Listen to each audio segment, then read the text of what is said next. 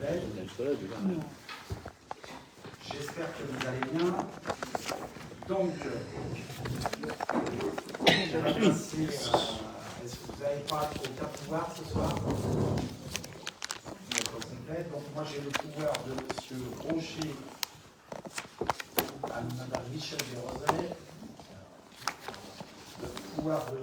Jacques Azanza à Jean-Noël Gaillard, le pouvoir de Daniel Deschamps à François Belichon, le pouvoir de Myriam Rebourg à Martine Fraisse. N'oubliez pas, celles et ceux qui ont les pouvoirs de lever la main. Voilà, donc avant de passer à l'heure du jour, Delphine, la plus jeune conseillère municipale, est bien le secrétaire de séance. Je vous remercie.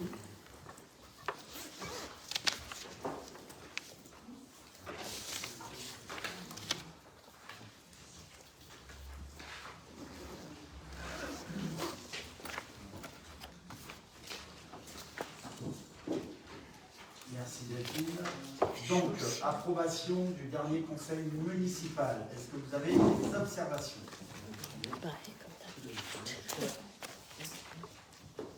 Toujours la même? Non, il y en aura une en plus.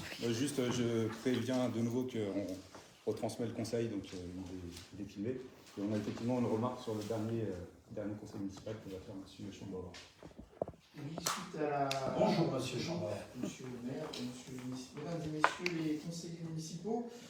Donc, suite aux commentaires qu'on avait fait au dernier conseil municipal et à votre demande, j'avais envoyé une demande d'explication au préfet concernant les motivations de modification du périmètre de la zone d'activité différée.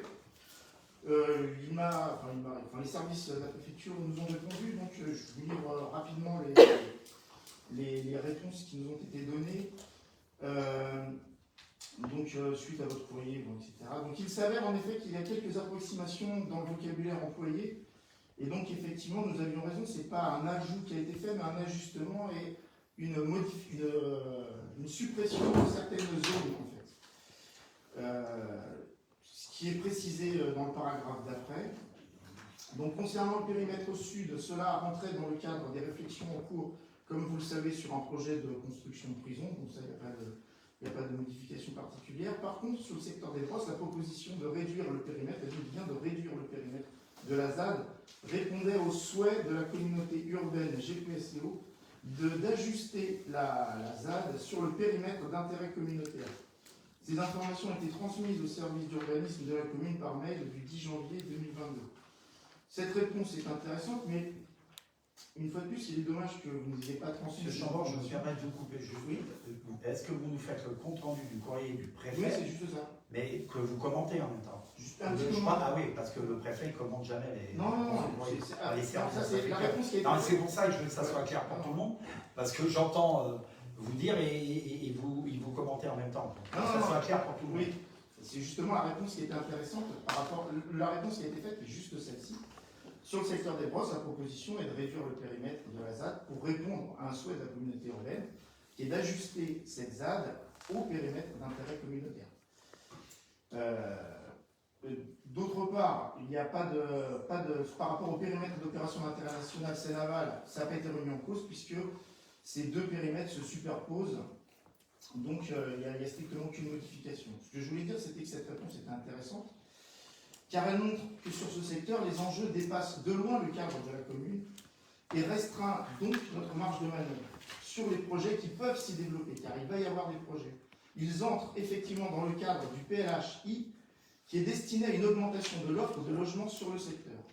C'est pourquoi, d'ailleurs, sur les zones qui sont extérieures à cette zone, on avait les moyens de reprendre à la main, en préemptant en particulier, afin de proposer des projets qui soient plus cohérents avec les problématiques de la commune.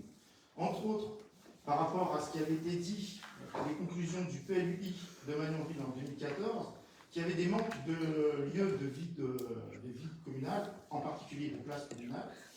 Et il aurait été intéressant, du fait des projets qui ont été mis sur ce cœur de village, de développer et de maintenir, enfin, il aurait été intéressant, je dirais,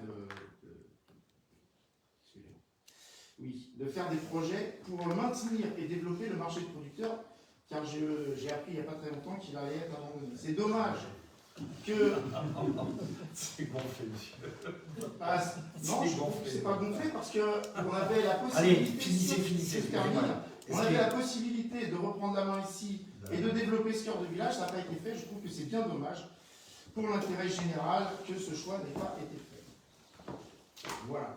Alors, je me suis permis, je pense que vous avez fait sourire pas mal de gens qui sont autour de la table, qui savent ce que c'est que le marché de producteurs. Vous, je vous y ai pas vu beaucoup. Tu ne faisais jamais, je crois. Bon, au-delà de ça, le marché de producteurs, c'était une volonté communale et elle y est toujours, notamment par rapport à un projet que vous connaissez, que je vous ai présenté, qui est en face de la mairie, ce marché de producteurs, parce qu'en plus, dans ce cadre-là, on va faire du commerce de proximité, mais en circuit court. Je vous l'ai déjà dit. Donc là-dessus, me dites pas qu'à un moment donné, marché de producteurs, oui, marché de producteurs, il fallait le tenir, fût-il qu'il y ait des Magnanvilloises et des Magnanvillois qui viennent, dont vous, et vous reconnaissez autour de la table, je n'ai pas besoin de vous citer. Nous, on y était tout le temps. Faute, ce n'est pas le marché de producteurs, on a géré une convention avec eux, le marché de producteurs, je suis désolé, les producteurs, quand ils n'ont personne qui vient, bah, à un moment donné, ils viennent une fois, deux fois, trois fois, et ils laissent tomber. Hein, c'est comme ça fait partie de la vie. Par contre, moi, je continue dans ce cadre-là, je continue toujours dans ce cadre-là, et je porte les circuits courts, je travaille en lien direct avec le site lycée agricole, M. Chambord, et tout le monde peut l'entendre aujourd'hui. Je travaille beaucoup, je travaille avec le commerce de proximité, je suis le seul maire de Magnanville qui ait fait autant de commerce de proximité dans mes mandats. Donc après, moi je veux bien qu'on me rétorque certaines choses, et pour revenir, au moins on va être d'accord, sur la ZAD OIM, je n'ai jamais dit le contraire.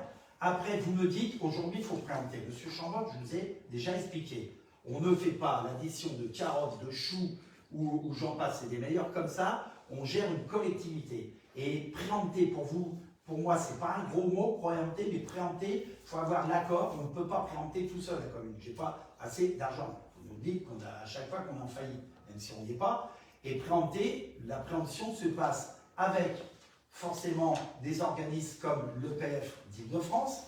Et je vous rappelle que j'ai préempté M. Gélinet, directeur du développement économique, je vais préempter sur la ZAD en bas, là encore quelques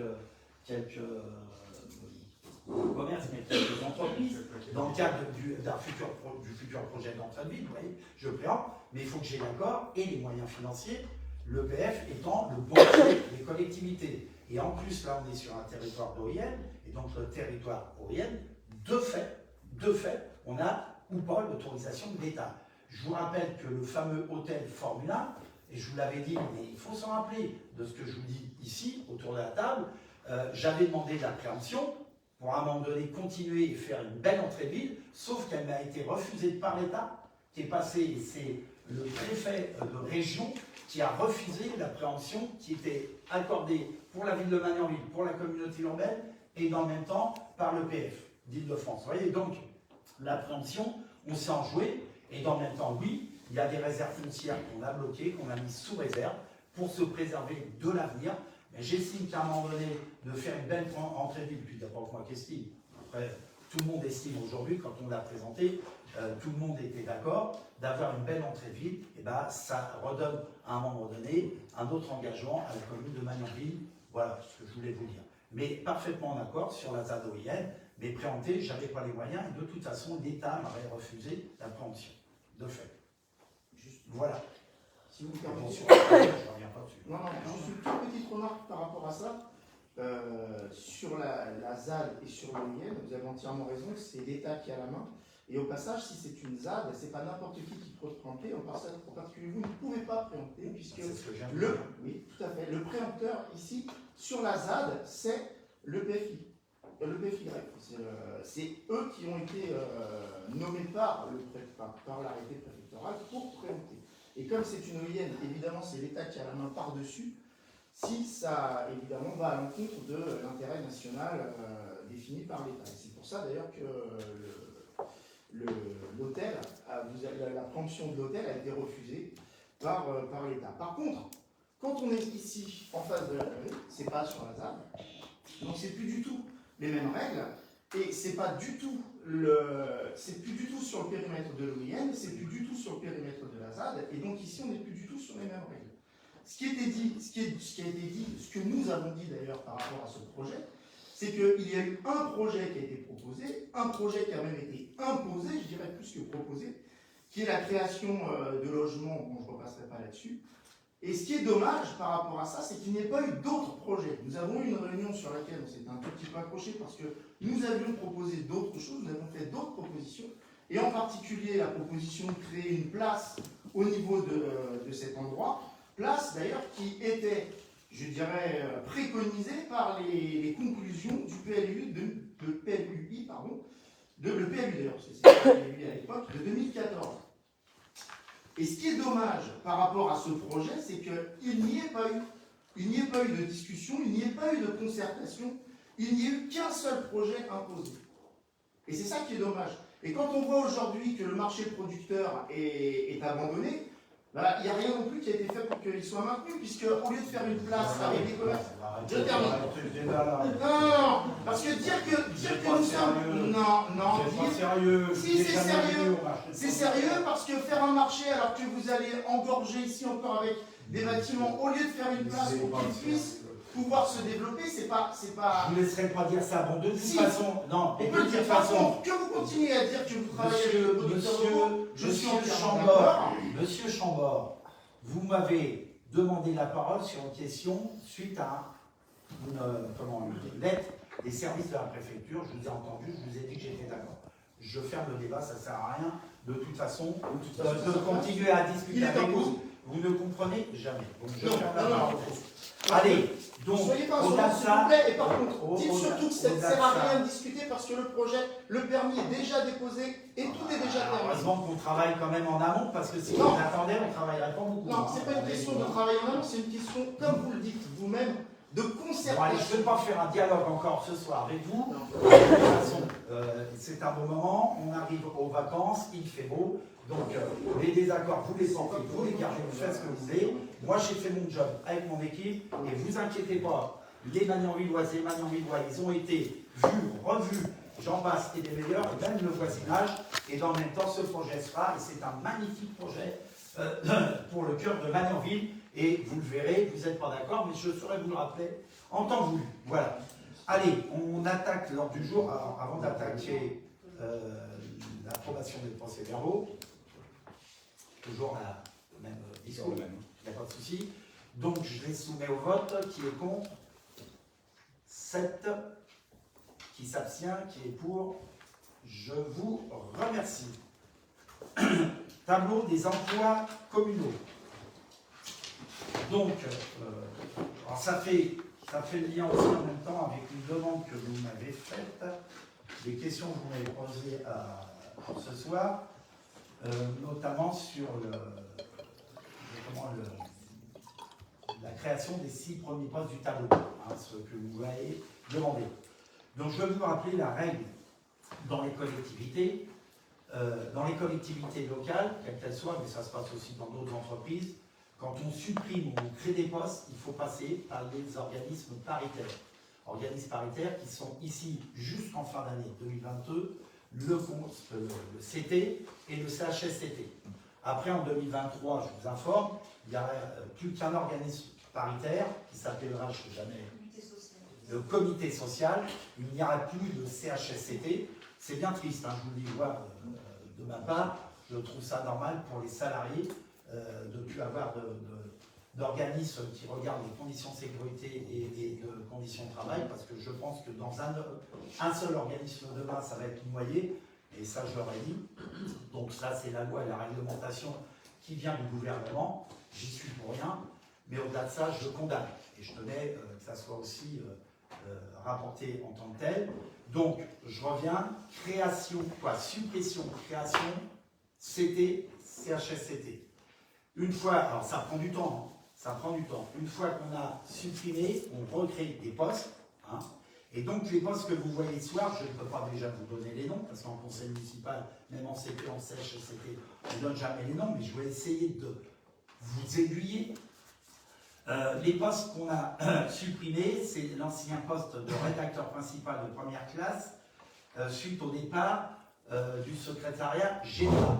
Je vous rappelle qu'à mon secrétariat général, j'avais 2 100%, et donc dans le cadre de la bonne gestion de la commune et de la mutualisation de certaines tâches, j'ai souhaité mutualiser certains services, dont le secrétariat général et la communication, et le service corps, qui fait partie du cabinet des élus, du cabinet d'email. Donc on a supprimé ce poste-là, auquel on crée un poste d'adjoint administratif territorial à 50%. Je développe avec la com parce que c'est lié. À la com, on a supprimé un poste à temps complet qu'on remplace par un mi-temps. Ce que je vous propose, c'est de le remplacer par un adjoint, de toute façon c'est déjà fait, hein, vous voyez le temps qu'on met, par un adjoint administratif territorial à 50%. Ça sera le même salarié. Ce qui veut dire qu'au lieu d'avoir 200% mon secrétariat, je n'aurai plus que 150%, et au lieu d'avoir 200%, plus de 200%, parce que j'ai ma DIRCOM qui 300%, ça passera à 250. Ce qui veut dire que je réduis par une mutualisation des services l'impact des gens, et notamment j'enlève 100%, mais que je remutualise. Et donc les gens sont en place, mais les gens étaient dans les anciens postes. C'est pour ça que j'ai été obligé de les supprimer en CT, en CHSCT, et de les créer et de vous proposer la création ce soir. C'est par rapport à la remarque que vous m'avez faite. Je continue, vous avez compris? Oui. Sur les marchés publics, c'est un peu différent, c'est la création du grade de base poste, c'est un poste en attente de recrutement. Je tenais à vous dire, hein, sur l'ensemble des collectivités territoriales aujourd'hui, on a beaucoup de difficultés à recruter. Sachez-le, c'était pas comme ça avant, il y a une vingtaine, trentaine d'années, les gens restaient Aujourd'hui, ça bouge beaucoup, et tant mieux, hein, parce que les gens, ils aspirent à faire autre chose, ou ils aspirent à évoluer dans leur carrière, et c'est tant mieux, je dis, hein. On n'est pas là pour les bloquer, mais c'est dans toutes les collectivités, et le problème pour recruter, parce que comme ils évoluent, et parfois c'est pas forcément dans le même poste, on se retrouve avec des difficultés. Par exemple, j'ai un poste de DST, directeur des services techniques, qui est parti, ça va faire 4 mois maintenant, on recherche, on a des touches, hein, excusez-moi, mais bon, on recherche aussi quelqu'un de potentiellement qui nous convienne, et professionnellement, et donc on a du mal à recruter. Alors, sachez que c'est pour ça qu'aussi c'est complexe dans la période. Voilà. Donc sur les marchés publics, c'est ça, on est en attente de recrutement. Sur les espaces verts, on a recruté par mutation un agent sur un poste vacant, hein. Donc on vous propose de créer le poste d'adjoint technique principal. Alors j'y connais rien sur les agents techniques, deuxième, première classe. J'ai des services qui sont là, ils pourront si vous voulez plus de précision. Au centre de loisirs, c'est pareil, c'est pas pareil. On transforme un poste à temps complet en poste à temps partiel, non complet à 80%. Là aussi, moi je suis un maire, même si parfois c'est pas simple de gérer les temps partiels, parce que les temps partiels sur la demande de l'agent, c'est tout le temps la demande de l'agent pour des problèmes médicaux, mais parfois aussi c'est pour élever leur famille et tout. Moi j'accepte. Je vous dis, je suis un maire, j'accepte à chaque fois, parce que je pense qu'à un moment donné, c'est important aussi que les salariés se sentent bien, et vu le prix qu'ils sont payés dans les collectivités, dans leur travail, mais dans le même temps, parfois ça nous met en difficulté. Un poste à 80%, 20% on peut dire que c'est rien, mais c'est important. Par exemple, sur quelqu'un qui travaille dans la restauration scolaire, quelqu'un qui travaille là pour le coup, à LSH, c'est toujours, bon voilà. Donc on crée un poste d'adjoint d'animation à temps non complet à 80%. Sur l'école, 2 adjoints techniques territoriales, ça c'est des modifications de postes d'animateur en adjoint technique, c'est ça chef? Tout à fait. Hein. Et en police municipale, alors là je vais m'arrêter un petit peu, sur la police municipale, je prévois à l'avance. Je vous l'ai dit, et je l'ai dit à la population, vous avez déjà eu un compte-rendu d'audit que j'ai commandé sur les problématiques d'incivilité, pas d'insécurité à Mognonville. Je l'ai dit à la population lors de mes rencontres que je fais souvent lors de marchés du terroir. Non, je plaisante, monsieur Chambon. Parce que j'en vois quand même des gens qui viennent. Mais au-delà de ça, que j'annoncerai mon plan médiation, prévention, sécurité au mois fin septembre, début octobre. Je n'ai pas encore la date. Je vous verrai en GP avant, et on le fera ou pas valider en conseil municipal, je verrai. Mais en tout état de cause, je vous le ferai, je vous le présenterai en amont. Présenter, ça ne veut pas dire non plus, oui, Un maire, ça décide. Et heureusement qu'un maire décide, c'est comme ça. C'est comme une entreprise, il faut aussi savoir décider. Et je déciderai, et je vous le présenterai, et je le présenterai tout de suite après à la population. Donc, j'engage pas le débat ce soir, mais pour avancer, vous allez me dire, oui, pour avancer, parce que créer, et là vous allez me dire, vous créez une police municipale. Oui, je vais créer une police municipale. On est une seule commune, et en plus ça ressort. On l'a dit pendant le DOP, lors du DOP, on va créer une police municipale, vous verrez, je sais. Mais là, on est obligé de créer des postes tout de suite.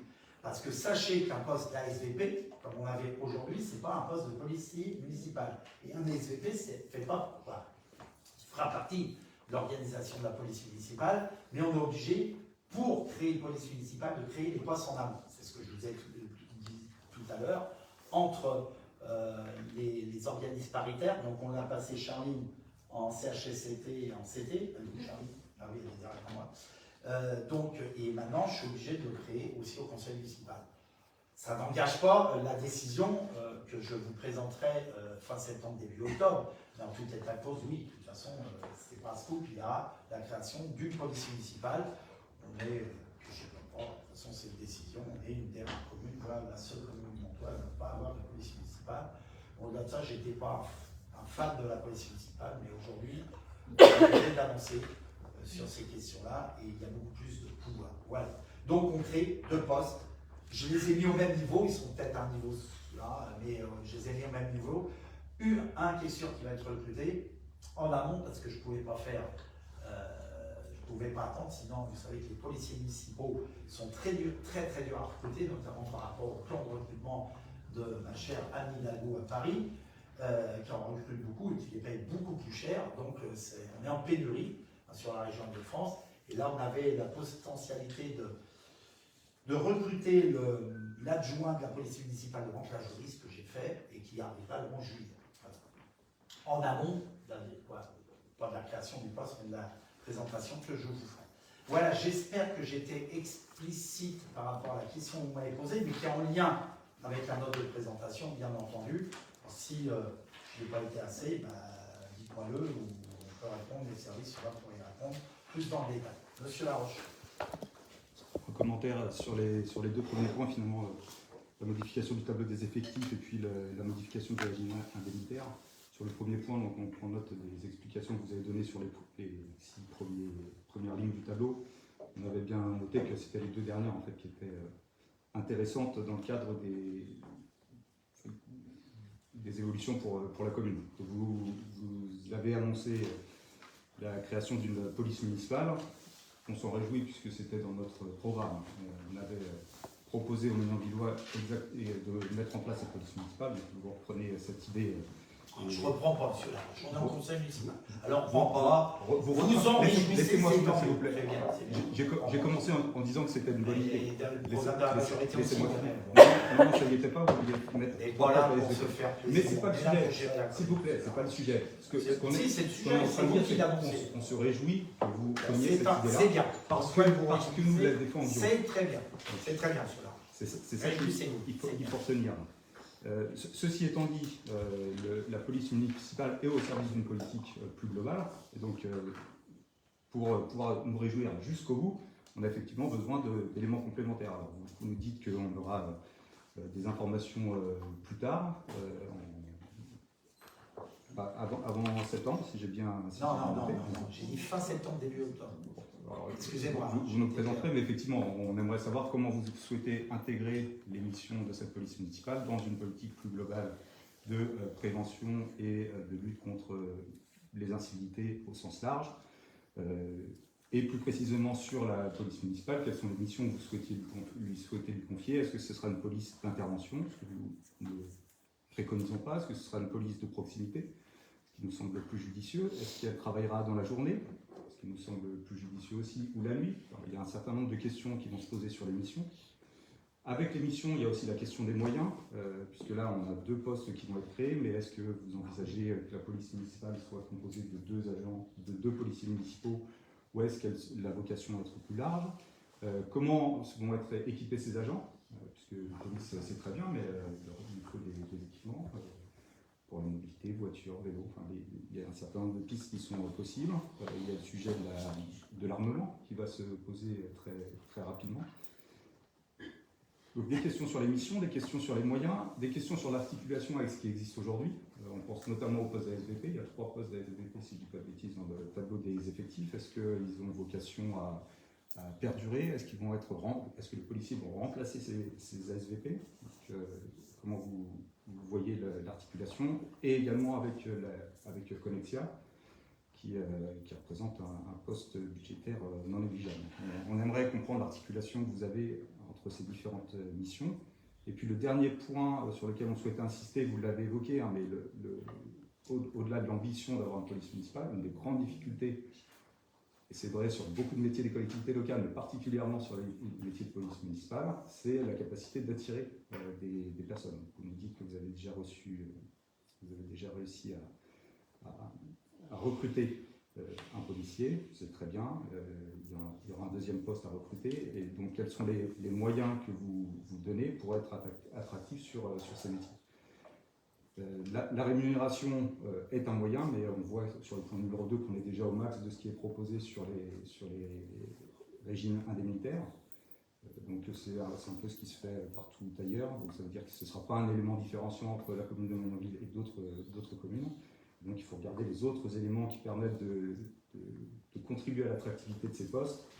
On pense notamment aux conditions de travail, les horaires, la possibilité de faire des heures supplémentaires, etc. Donc plusieurs sujets qui sont comme ça, sur lesquels on aurait besoin de précision pour voir si la police municipale que nous préconisons, telle que vous l'envisagez, correspond à ce que nous on avait envisagé. Dans ce cas-là, on pourra le soutenir ou pas. Et donc, je n'ose plus prononcer le mot de commission pour travailler ces sujets-là. Donc là, vous avez proposé un groupe de travail, on se tient à votre disposition pour, à minima, participer à ce groupe de travail et puis peut-être pouvoir préciser un certain nombre de points sur les quatre pistes que j'ai évoquées. Merci M. Laroche. Donc vous avez bien compris, je ne répondrai pas ce soir, parce que, et j'entends en plus, c'est déjà des réflexions que vous nous aviez portées, comme vous dites, la commission. Moi, je m'en fous du nom, la sémantique, c'est pas important pour moi. Ce qui est important, c'est comment on travaille ensemble. Du moment qu'on veut travailler ensemble sans critiquer le projet, il peut être amendable, je vous l'ai toujours dit, sauf qu'à chaque fois, travailler, ça veut dire travailler et venir avec des éléments concrets. Je ferme la parenthèse. Moi, je ne suis pas là pour tirer et dire que c'est la majorité qui a proposé. Vous, si je me rappelle bien, même à l'époque, dans le groupe de travail, j'en suis pas sûr. Puis je ne veux pas y revenir dessus. Vous n'étiez pas forcément favorable sur les polices municipales, vous portiez. J'ai retenu, moi, de ce groupe de travail en amont et après l'audit. Là, c'était un groupe de travail avec des gens, c'était leur métier. Il y a eu un audit concret qui a été réalisé par un cabinet d'expertise extérieur. Et donc, dans ce cadre-là, à partir de ces éléments-là, que vous avez aussi, je vous les ai fournis, vous étiez là à la réunion, de dire à un moment donné, il va falloir que j'ai réfléchi à certaines pistes, parce que c'est beaucoup plus complet. Ce n'est pas que la police municipale, c'est la question beaucoup plus complète sur la prévention, sur la médiation, et je le dis souvent sur la sanction. Parce qu'à un moment donné, dans ce pays, on est obligé, de fait, c'est dommage, mais d'en arriver là. Connexia était j'aurais tendance à dire, une première démarche que j'ai voulu mettre en place à l'époque, d'une médiation, d'une prévention. On voit que ça a ses limites, c'est comme ça fait partie de la vie, mais je ne veux pas entrer dans le débat ce soir. Je me rappelle que vous m'aviez fait aussi la proposition à l'époque de la réflexion des voisins vigilants. J'y étais pas trop favorable, mais tout ça, je l'ai noté. C'est pour ça que quand vous dites on a porté, tout le monde a porté, à un moment donné, et moi le premier, quand on est maire, une fois qu'on a écouté tout le monde et qu'on a de vos propositions, je suis obligé de trancher, ça me paraît juste. Sur ces questions comme ça, j'y mets du temps, parce que c'est pas si simple qu'on croit. Hein. Il y a des gens qui sont contre, je dirais, la police et la sanction en France. Il y a des gens qui sont pour, il y a des gens qui sont mesurés. Moi, j'essaie de faire par rapport à l'audit et vos propositions, déjà que vous m'aviez faites, parce que je pense qu'on s'était vu après l'audit dans mon bureau, d'y réfléchir et de faire des propositions qui fassent l'unanimité du conseil municipal. Pour ça, je reviens là-dessus. Qu'on soit en commission ou pas, je m'en fous. Ce que je veux, c'est qu'ils fassent l'unanimité sur des questions importantes, qui vont avoir aussi un impact financier important. Vous savez aussi bien quoi, on y reviendra dans la motion que je vous propose à la fin de ce conseil municipal, parce que les collectivités, c'est un budget supplémentaire. C'est pour ça que je travaille aussi à mutualiser d'autres postes qui sont mutualisables, et certains postes, là on va créer quelque chose de nouveau. Je l'avais dit dans ma feuille de route, au Magnan-Villois, à mi-mandat, on arrive à mi-mandat, même un peu avant, et donc on aura le temps d'en discuter. Je vous verrai en bilatéral sur ce dossier-là quand j'aurai pratiquement finalisé, j'ai bien finalisé mes propositions que je ferai ici même au Conseil ou pas, je ne sais pas, mais en tout état de cause, je veux et je souhaite livrer aux Magnan-Villoises et Magnan-Villois, c'est ce qui m'apporte le plus, par rapport au problème qu'on vit sur la commune, qui n'est pas une commune. Je viens d'avoir le nouveau rapport pour votre information du commissaire, du nouveau commissaire, je ne sais pas si vous avez eu, vous savez, il y a un nouveau commissaire de police d'arrondissement, parce que ça va vite dans la police nationale qui vient d'arriver. Il m'a fait rendu, vous savez que sur l'arrondissement qui dépasse Mantes-la-Jolie, on est la deuxième commune, on a le moins de problématiques d'incivilité et de casse, de vol, et j'en passe, mais voilà, je ne fais pas cocorico par rapport à ça, je vous le dis, mais cela étant, voilà, le contexte il est là. Certains vont dire les gens ne portent pas plainte, après la loi fait que les gens doivent porter plainte. Voilà, donc vous l'aurez en temps voulu. Je voulais le faire au départ avant les vacances, mais j'étais pas encore prêt. Et je pense que c'est pour ça que j'ai voulu avancer sur le recrutement de ces agents-là. Sachez que là aussi, on a un autre agent qui va arriver très prochainement. Bon, je vous développerai tout ça, il n'est pas arrivé là. Hein. Il n'a pas signé son contrat, je pense encore. On est en cours, donc c'est pour ça que je ne peux pas me permettre de l'avancer. Mais un autre agent qui était policier municipal, mais sur lequel on a pu s'arrêter et normalement, il va signer son contrat pour la ville de Magnan. Voilà. Mais je tenais à vous dire aussi, hein, on n'aura pas la police municipale d'une ville de Mantes-la-Ville et l'organisation avec. Hein, c'est pas possible, je ne sais pas faire. Hein, ça c'est clair. Mais déjà, créons. Et après, on avancera et on verra au fur et à mesure de l'état d'avancement. Voilà, mesdames et messieurs. Merci, monsieur Laroche, pour votre intervention. Est-ce que vous avez, sur les postes, ça a été clair? C'est bon? Une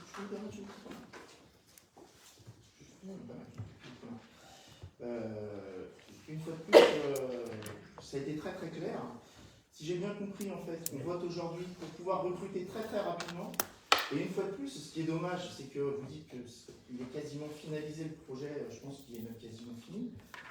Je l'espère, tout du moins d'ailleurs, au passage, parce qu'on va recruter 2 personnes très très rapidement et c'est pour ça qu'on les crée maintenant en fait, parce que sinon il n'y a pas besoin de les créer tout de suite les postes. Non, si c'était pour recréer. Vous n'avez pas compris ce que je vous ai dit. Je vous ai dit qu'en amont de la présentation que je vais faire fin septembre, début octobre, en amont, puisqu'on a vu avant, qui est une politique beaucoup plus globale sur la politique de médiation, de prévention, de sécurité de la commune de Magnanville. Il n'y a pas qu'une police municipale, il n'y a pas que des agents.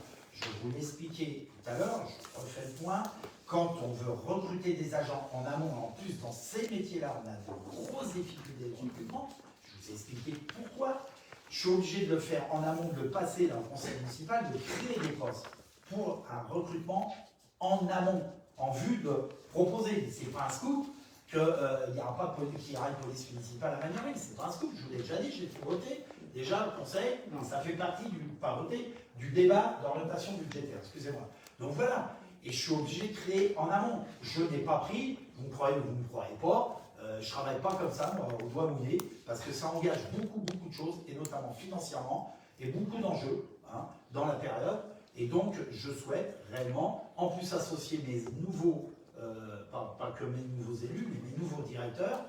Je vous rappelle que j'ai un nouveau directeur, j'ai fait un nouveau DGS, je suis en phase de recrutement d'un directeur technique, donc on a besoin d'affiner ce projet-là. Voilà. Voilà. Donc c'est pour ça que je vous propose de créer en amont. Et si vous ne souhaitez pas les créer, vous ne le souhaitez pas. Excusez-moi, vous n'avez pas bien compris. C'est non, ce que je dis, et je le répète encore une fois, c'est pas juste.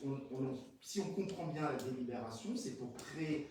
On crée ces postes pour pouvoir les recruter rapidement. Ce qui est dommage, c'est que le projet ne soit pas présenté en même temps. Mais c'est ça qui est dommage. Voilà. Des quoi qu'il en soit, Mais quoi vous qu'il dites que arrive. c'est dommage, si vous l'avez déjà le projet, puisque vous allez recruter, donc vous savez exactement où vous allez. Si vous Cela allez- étant, Monsieur vous- Chambord, je pense que vous avez un problème d'écoute. Je vous le redis et j'arrêterai. Je n'ai pas envie ce soir qu'on fasse un débat, Monsieur le maire Chambord. Vous en usez beaucoup trop, je pense à mon goût, et les gens ont autre chose à faire et à écouter. Je vous explique que je suis obligé de créer des postes par la filière CT, CHSCT, en amont. Oui. Je suis On a obligé bien de compris, les ça, créer. c'est pas la peine de le redire 15 fois. Je suis. Bah, non, vous n'avez pas compris. Non, Vous ce avez qui est pas dommage, c'est de ne pas présenter le projet globalement. c'est tout. je passe au vote, mais On l'a non, mais présenté vous y déjà. comprenez encore une fois rien du tout. Si, on a dit- Sincèrement, vous ennuyez tout le De monde. la présentation dans l'audit. Très Il y a un bien. débat sur non, non. l'audit. Vous- c'est- Non, il y a une présentation. Mais Ce qui non, est on ne dommage, peut c'est qu'il y pas, a on ne peut présentation pas. globale On ne peut de pas. ce projet qui aura lieu Bon, peut-être fin Allez, septembre. je vous propose de passer au vote. Qui s'abstient? Qui est contre? Voilà, on Vous s'abstient. abstenez? Très bien, voilà. Et après, vous me direz, nous, on était pour la Et création. je donnerai Non, non, non, l'explication non. de vote parce qu'elle est Non, importante. oui. Nous sommes pour l'instauration d'une police municipale. Elle Et s'inscrit vous dans êtes une... contre de créer des postes de policiers Non, municipaux. Écoutez-moi, elle s'inscrit dans une politique globale de Et sécurité. vous êtes dont elle est incohérent un maillon. à votre avis. Et on a besoin d'avoir Alors, la vous présentation êtes contre, globale de vous la êtes police contre, de vous êtes sécurité. contre, vous êtes contre. Non, Non. nous sommes Vous pour la création d'une abstenez. police Cette municipale. abstention qui est pour, Et- je vous remercie. Et Allez, et on majorité communiquera sur sur ce la dossier-là. consigne de vote, enfin, sur Projet de l'explication de vote si vous ne délibération, souhaitez pas l'écouter jusqu'au bout. instance régime indemnitaire de la police. Donc, ce qui s'ensuit, je ne vais pas redire ce que j'ai dit tout à l'heure, parce que si je recrute des policiers municipaux sans régime indemnitaire, alors qu'il n'y a pas de police municipale à l'Anvers, ça serait compliqué. Donc, je vous fais fi de la note de présentation. C'est un régime indemnitaire, je demande à mes services derrière, qui fait part de Bruxelles dans en général dans les collectivités. La police municipale n'est pas rattachée aux recettes, donc c'est encore un régime indemnitaire lié à la fonction de police municipale. C'est pour ça que vous avez créé cette délibération pour créer le régime indemnitaire. Tout à fait, tout à fait. Est-ce que vous avez des questions par rapport à ce régime indemnitaire? Qui s'abstient? Voilà, très bien. Si on vous écoute, on n'est pas prêt d'avoir une police municipale. Hein. Bon, enfin, Tout ça, monsieur. qui est Comment contre, savoir qui est pour? Je veux juste savoir comment elle va se monter. Je ne passe pas ça. Monsieur. Sur protocole, ensuite sur l'organisation du temps de travail. Donc la loi, alors, je ne vous la refais pas parce que c'est une délibération qui est déjà passée, hein, notamment elle a trait au temps de travail 1607 heures, qui, je vous la rappelle, a été une directive d'État, encore une fois, hein, sans demander la concertation aux collectivités, notamment aux maires et aux élus que nous sommes en proximité, mais ça c'est pas la première fois. Et il fallait qu'on mette à jour le tableau des congés, notamment. Alors je vous rappelle que les 1607 heures sont applicables, je me retourne vers mon ancien. Janvier 2022, Voilà. nous l'avons voté en décembre et il convenait de recenser dans un document toutes les règles qui s'appliquent en termes de congés, maladies et autres. Parce qu'on avait beaucoup de questions des agents, on s'est dit on va faire un protocole et on met tout dedans pour qu'ils aient le maximum d'informations. Après, je vais voir les questions. Alors je ne reviens pas, hein, en général on est sur du 37 heures pour les agents, la grande majorité des 37,5 pardon, 39 heures pour les cadres et une mutualisation pour les agents, une organisation mutualisée hein, pour certains agents. Voilà. Ah, c'est juste un tableau qui nous permet la remise à jour des congés. Voilà. Est-ce que vous avez des questions, des incompréhensions sur ce dossier-là? Non? Oui? On vous avait aussi demandé qu'elle était en amont du conseil, donc un message qui est Ah parti oui, mercredi, excusez-moi, ouais, j'ai vu parce que... quel avait été l'avis du CHSCT. Et qui aura après parfois à l'heure du jour, excusez-moi. Ouais. Alors, le compte-rendu, le procès-verbal du CHSCT et du CT ne sont pas faits. Problème, je le dis, hein, problème c'est qu'on m'avait fait un procès-verbal commun, étant donné que c'était les mêmes questions au CT et au CHSCT, hein, quand ça touche l'aménagement, la réduction du temps de travail, et j'ai demandé qu'on me fasse un procès-verbal, c'était un procès-verbal CHSCT, ils ne sont pas finalisés, mais l'avis, il était unanime pour. Voilà. Et je vous donnerai le PP si vous le souhaitez en annexe, si vous me le demandez, mais l'avis, il est unanime. Et les agents nous ont remerciés. Je vous rappelle qu'en plus, j'ai mis en place pour les agents de la collectivité, je leur ai proposé de mettre en place des tickets restaurants, ce qu'ils n'ont jamais eu, et c'est dans la période quelque chose d'important pour eux, c'est en plus pour leur pouvoir d'achat. Et donc là, ça a été aussi, ça fait partie de toute la négociation entre guillemets qu'on a eue avec les représentants des salariés de la commune qui en sont très satisfaits, et unanimement satisfaits. Voilà. Est-ce que vous avez d'autres questions? Je vais procéder au vote, oui. Qui s'abstient? Qui est contre? Qui est pour? Je vous remercie. Donc ensuite, provision comptable pour créances douteuses, méthodologie, pardon, et approbation. Françoise Bolichon. La constitution de provision est une dépense qui est obligatoire et elle concerne notamment les créances lorsqu'elles deviennent douteuses. La créance devient douteuse à partir du moment où on a des indices de difficulté de recouvrement, ou en fonction de la situation financière du débiteur, ou parce qu'il y a des contestations. Et à ce moment-là, elle est considérée comme douteuse. Ce travail est fait forcément entre le comptable et nous. Dès lors que la créance est devenue douteuse, il est nécessaire de faire des dotations en provision, qui est une dépense, et il est possible de le faire avec selon deux méthodes.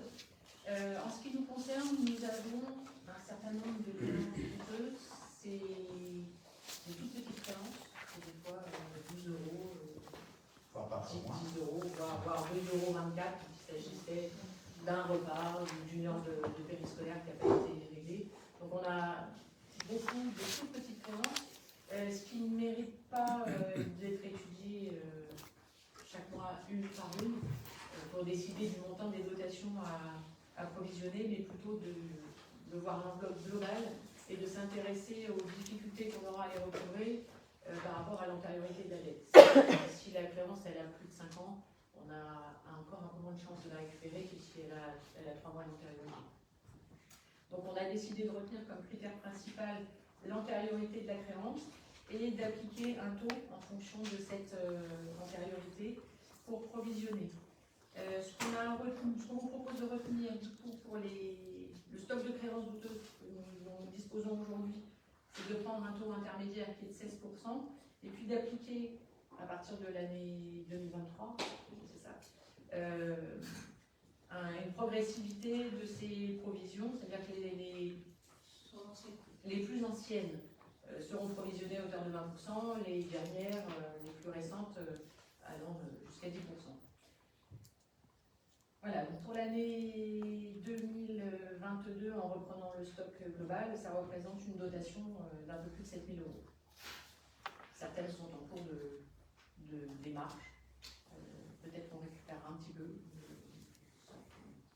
Provisionne à hauteur de 7% pour cette année et de déprécier la dépréciation progressive qui s'appliquera à partir de l'année prochaine.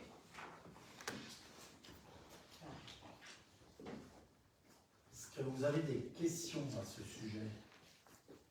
C'est tout ce qui est procès, par exemple, malfaçon, ou qu'on doit recevoir de l'argent, qu'on doit en donner, c'est pas que là-dedans, c'est sur notre ligne comptable, c'est ça? Oui, mais c'est toutes nos recettes. Ce qui serait malfaçon ou procès qu'on a en cours ne n'est pas concerné par ça. Là, ce sont les recettes qu'on avait intégrées, mais que finalement on ne reçoit pas. Non, putain, là-bas on avait une ligne comptable, par exemple, un procès en malfaçon sur un bâtiment. Mais qui existe, c'est ça, mais qui est différent là des créances qui sont dites douteuses. D'accord, c'est la même chose. Oui, là c'est vraiment les recettes attendues qui finalement ne sont pas. Ils ne sont jamais perçues. Jamais, si on en récupère. Ouais, certainement. C'est dit à tiers détenteurs, on récupère certaines. Et vu les montants, toutes les démarches sont faites. Nous, en premier lieu, et le Trésor en second lieu, mais selon les montants, à la fin, quand on a tout tenté, on arrête. On ne va pas faire un procès pour 12 € de cash. Ça nous coûterait plus cher. Plus cher que la créance. C'est comme ça qu'on a de temps en temps au Conseil des créances irrécouvrables sur lesquelles on abandonne définitivement les démarches qui passent en fait. Voilà. Est-ce que vous avez d'autres questions concernant ce dossier? Non? Donc, je vais le faire passer au vote. Qui s'abstient? Qui est contre? Qui est pour? Je vous remercie. Usage du règlement intérieur de la médiathèque. Madame Delphine Calencar. Alors, du coup, par rapport à la médiathèque, il y a eu une petite remise à jour du règlement et de la charte. Concernant le règlement, a été ajouté, ça a été publié en 2020, le justificatif récent de l'emploi pour les adultes en recherche d'emploi et le nombre d'emprunts possibles pour les usagers avec la durée. Voilà. Concernant la charte, c'est d'avoir l'obligation d'être abonné pour avoir accès au Wi-Fi, voilà, au réseau Internet, puisqu'ils ne pourront s'identifier qu'avec leur numéro de carte. Voilà, il est quand même possible, malgré tout, quand on n'est pas abonné, de l'utiliser, mais dans ces cas-là, il faudra le nom, le prénom, la date de naissance de la personne, ce sera mis dans un fichier Excel, ce qui permet, si la personne a besoin d'intervenir sur une consultation de site malveillant, d'avoir toutes les informations de la personne qui a été dessus. L'autre modification, c'est le temps de consultation qui passe à 1h30 au lieu d'1 heure. Et par rapport à tout ce qui est aspect administratif et utilisation de papier, du coup, la personne qui accepte la charte, du coup, elle accepte l'intégralité, il n'y a plus de double document, c'est vraiment l'ensemble qui est pris.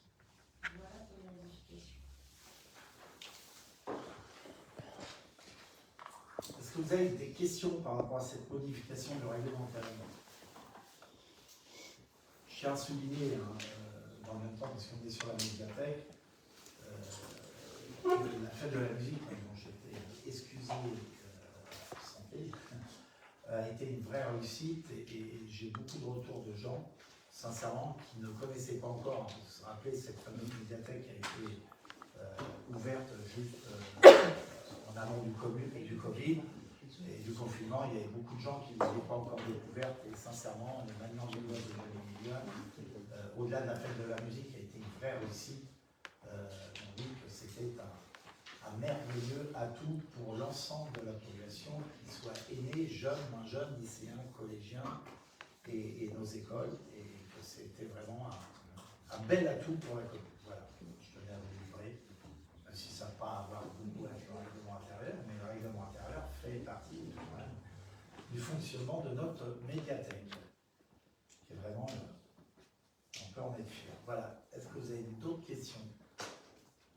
Réflexion, monsieur Attentia.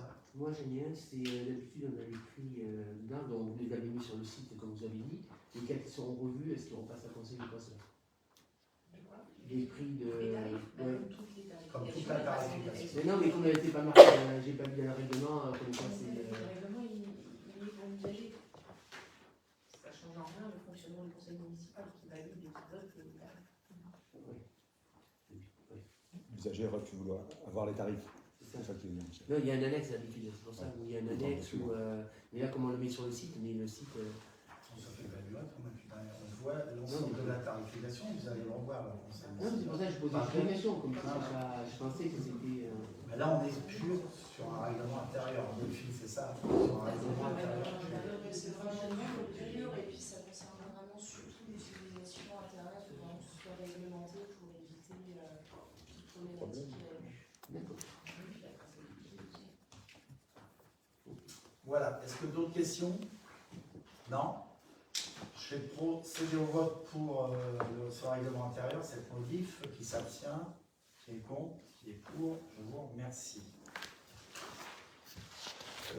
Dérogation semaine scolaire, Jean-Philippe Lourd.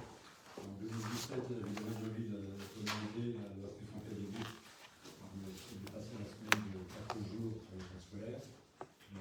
Comme il n'y a pas de test de petite reconduction, on demande de parler avec les conseils d'école qui ont tous voté à l'unanimité la reconduction de cette journée de 4 jours. Donc, on va redemander que ces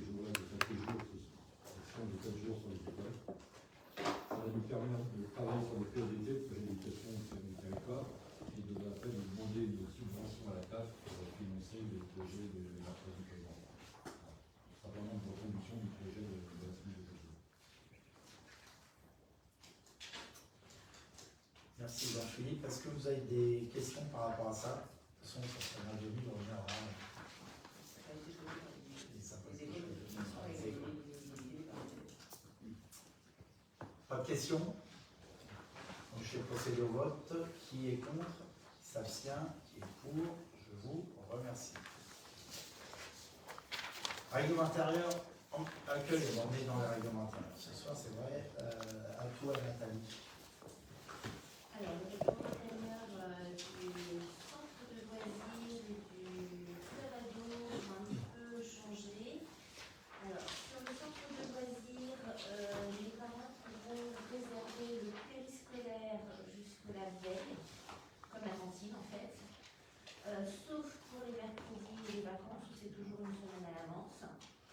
Ensuite, les accueils du mercredi et des vacances scolaires se feront de 7h15 jusqu'à 9h30. Aujourd'hui, c'était jusqu'à 9h. On allonge l'accueil du matin.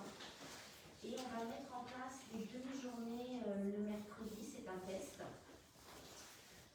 Donc les parents pourront mettre leurs enfants le matin et les récupérer le mercredi entre 13h15 et 13h30 pour les accompagner à leurs activités sportives l'après-midi.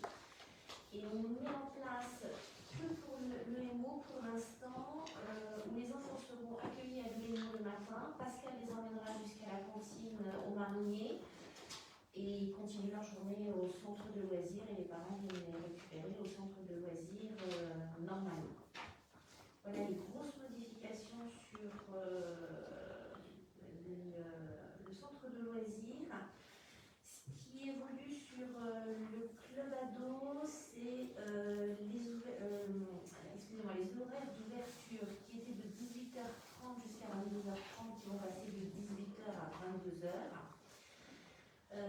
Et on va un petit peu modifier le format sur la tarification, puisque jusqu'à présent, c'était de janvier à décembre une adhésion à 15 €. Et après, il y avait des tarifs en fonction des sorties ou des activités proposées, où les enfants apportaient quand il y avait un repas, apportaient une boisson, etc. On s'est aperçu que, par exemple, sur la forme de boisson, ce sont toujours les mêmes. La modification de la tarification qui permettra aussi de se mettre sur le portail famille. Là aujourd'hui c'était plutôt avec l'accueil que ça se faisait, la tarification était au semestre. Alors qu'avec le portail famille, les parents pourront payer tous les mois.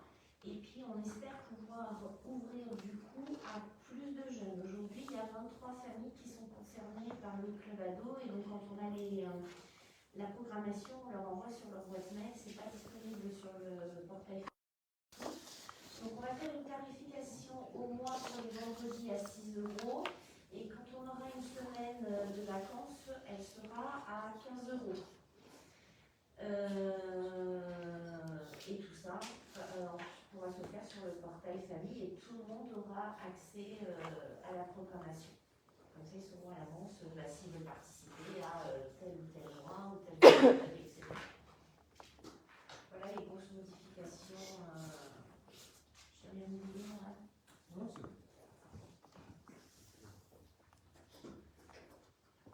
c'est... Est-ce que vous avez des questions? Oui, monsieur Chambord. Deux points ont attiré notre attention. Alors, vous n'en avez pas parlé, mais il y a un point qui a été changé sur la tarification pour les enfants qui bénéficient d'un projet d'accueil individualisé. Ah oui,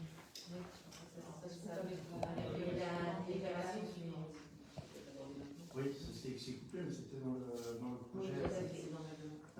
Nous trouvons, nous, que cette mesure est un peu injuste pour ces familles qui sont déjà bien embêtées avec leurs enfants. Nous rappelons quand même que ces situations ne sont pas des choix de confort faits par les familles, mais des mesures qui sont prises pour des enfants fragiles. Et notre rôle en tant que conseillers municipaux étant de les soutenir, nous pensons que ce n'est pas la meilleure façon. Donc nous demandons à ce que cette tarification soit retirée. Ensuite, concernant la modification du club préado, nous avons bien compris que le but c'était de l'intégrer au portail famille. Ici encore, les mesures, alors là, elles semblent inappropriées, je pense. Alors tout d'abord, elle montre une augmentation quand même de 300% au niveau du tarif, puisqu'on était à 15 € à l'année, 6 € par mois, sur 10 mois, ça fait 60 € sur celui qui s'inscrit par année.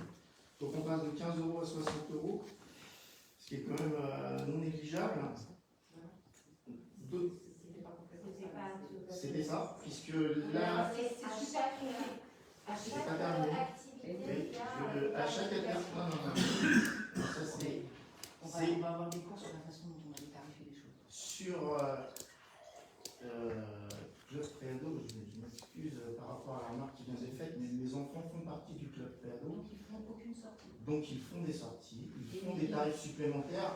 Au premier semestre, il n'y en avait qu'une seule. Oui, c'est si on prend le post D'accord. Donc, semestre, il n'y en a pas non plus 50, c'est pas vrai. Il y en a à chaque fois, c'est faux. Il n'y en a pas à chaque fois non plus. Il y en a beaucoup sur les semaines de vacances, effectivement.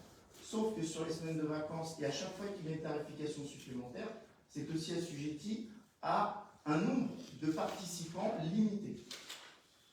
Donc vous dites aujourd'hui vouloir augmenter l'accueil du Club Préado, sauf que quand il y a une sortie, le nombre de personnes qui peuvent faire la sortie, c'est 12 personnes. Alors c'est par rapport à 24. 24, ça c'est pour les grosses sorties, la grosse sortie. Et quand ils vont à Mousseau, ils sont combien? 12. C'est 12.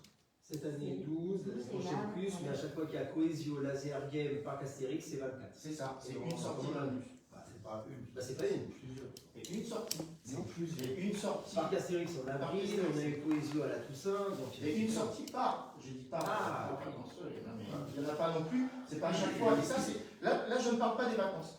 Je parlais uniquement de l'année, le vendredi soir. D'autre part, au niveau de la simplicité, comme ça va être. Alors, à moins qu'il y ait une modification complète, c'est-à-dire que non seulement. J'ai bien compris qu'il fallait qu'ils s'inscrivent au club, enfin qu'ils s'inscrivent par rapport au portail, via le portail famille. Personnellement, vous l'avez dit, 23, je pensais une trentaine, donc 23, je ne passais pas très loin. Je parlais de famille, il y a 31 jeunes. C'est ça, 31 jeunes, c'est ça, c'est ce que j'ai vu. Donc le club Préado, ça représente une trentaine de jeunes. Donc une inscription à l'année, c'est pas très lourd à gérer par l'administration, mais il y a une spécificité de la Il faudrait structure. l'agent qui s'en charge si c'est pas lourd. C'est une fois par an. C'est une fois par an? Ah oui, puisqu'ils s'inscrivent à l'année. Sur les sorties, les activités qu'ils Ah, veulent faire, je c'est vais une fois par répéter. an. Bah, Ah finalement, oui, mais c'est parce que vous ne le connaissez pas. C'est Non, on s'inscrit une fois, on coche les sorties qu'il veut faire, et c'est une seule fois à l'année. D'accord? elle n'envoie pas de famille, elle gère pas les réponses aux parents, elle n'inscrit pas, elle prévient pas notre agent qui convient leur Oui, c'est le Oui. Oui, je sais pas pourquoi. Franchement.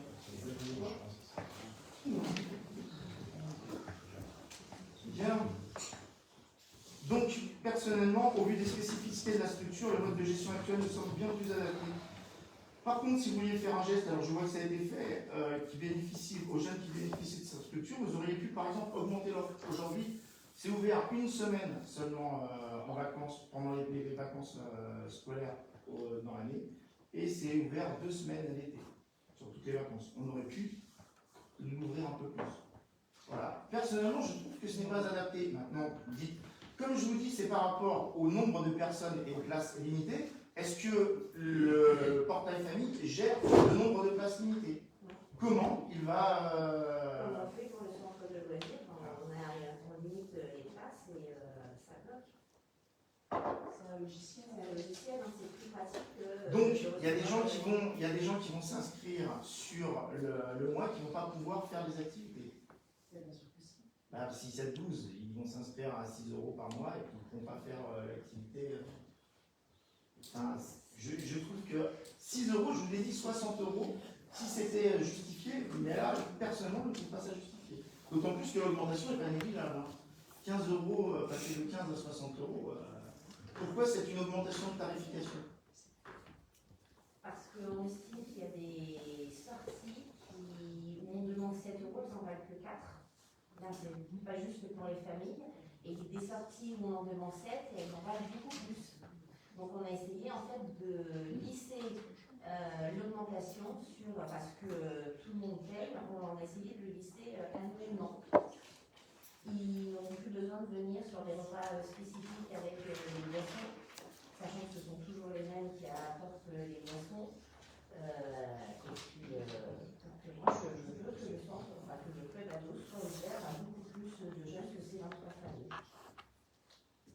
Au lieu qu'ils soient dehors dans la rue à se faire des bêtises, qu'ils aillent au club ado. Je suis entièrement d'accord avec vous, c'est pour ça que j'avais dit par rapport aux vacances, si on pouvait ouvrir, au lieu de faire une seule semaine, de l'ouvrir sur 2 semaines ou plus aux vacances d'été, ça aurait été une bonne mesure. C'est pas grave, et on peut aussi embaucher. C'est déjà pas mal, il y a des collègues qui n'ont pas du tout de collègues. Oui. Plus. Il y a aussi des communes qui envoient leurs enfants Ça a été fait, les centres, et maintenant, on a arrêté parce qu'on n'avait plus assez d'enfants. Et c'était compliqué de remplir le nombre de places voulues. Mais il y a quelques années, il y avait, au départ c'était 15 jours, ça a été descendu à une semaine et on a arrêté parce qu'on n'arrivait pas à remplir. et personnellement, je ne pense pas qu'en augmentant la tarification, on va réussir à augmenter plus. Vu la motion qu'on va voter, vu ce qu'on a dit, vous n'allez pas la voter, et on verra de toute façon, c'est ce que je Et disais. vous n'avez pas répondu sur le point des enfants qui bénéficient d'un protocole d'accueil individualisé. Quelle est la motivation qui vous pousse à... Je réponds maintenant, je répondrai plus après. Sur PRI. Les deux sont liés. Ah Ouais. non, mais on n'était pas sur cette question. Si, ça avait été posé.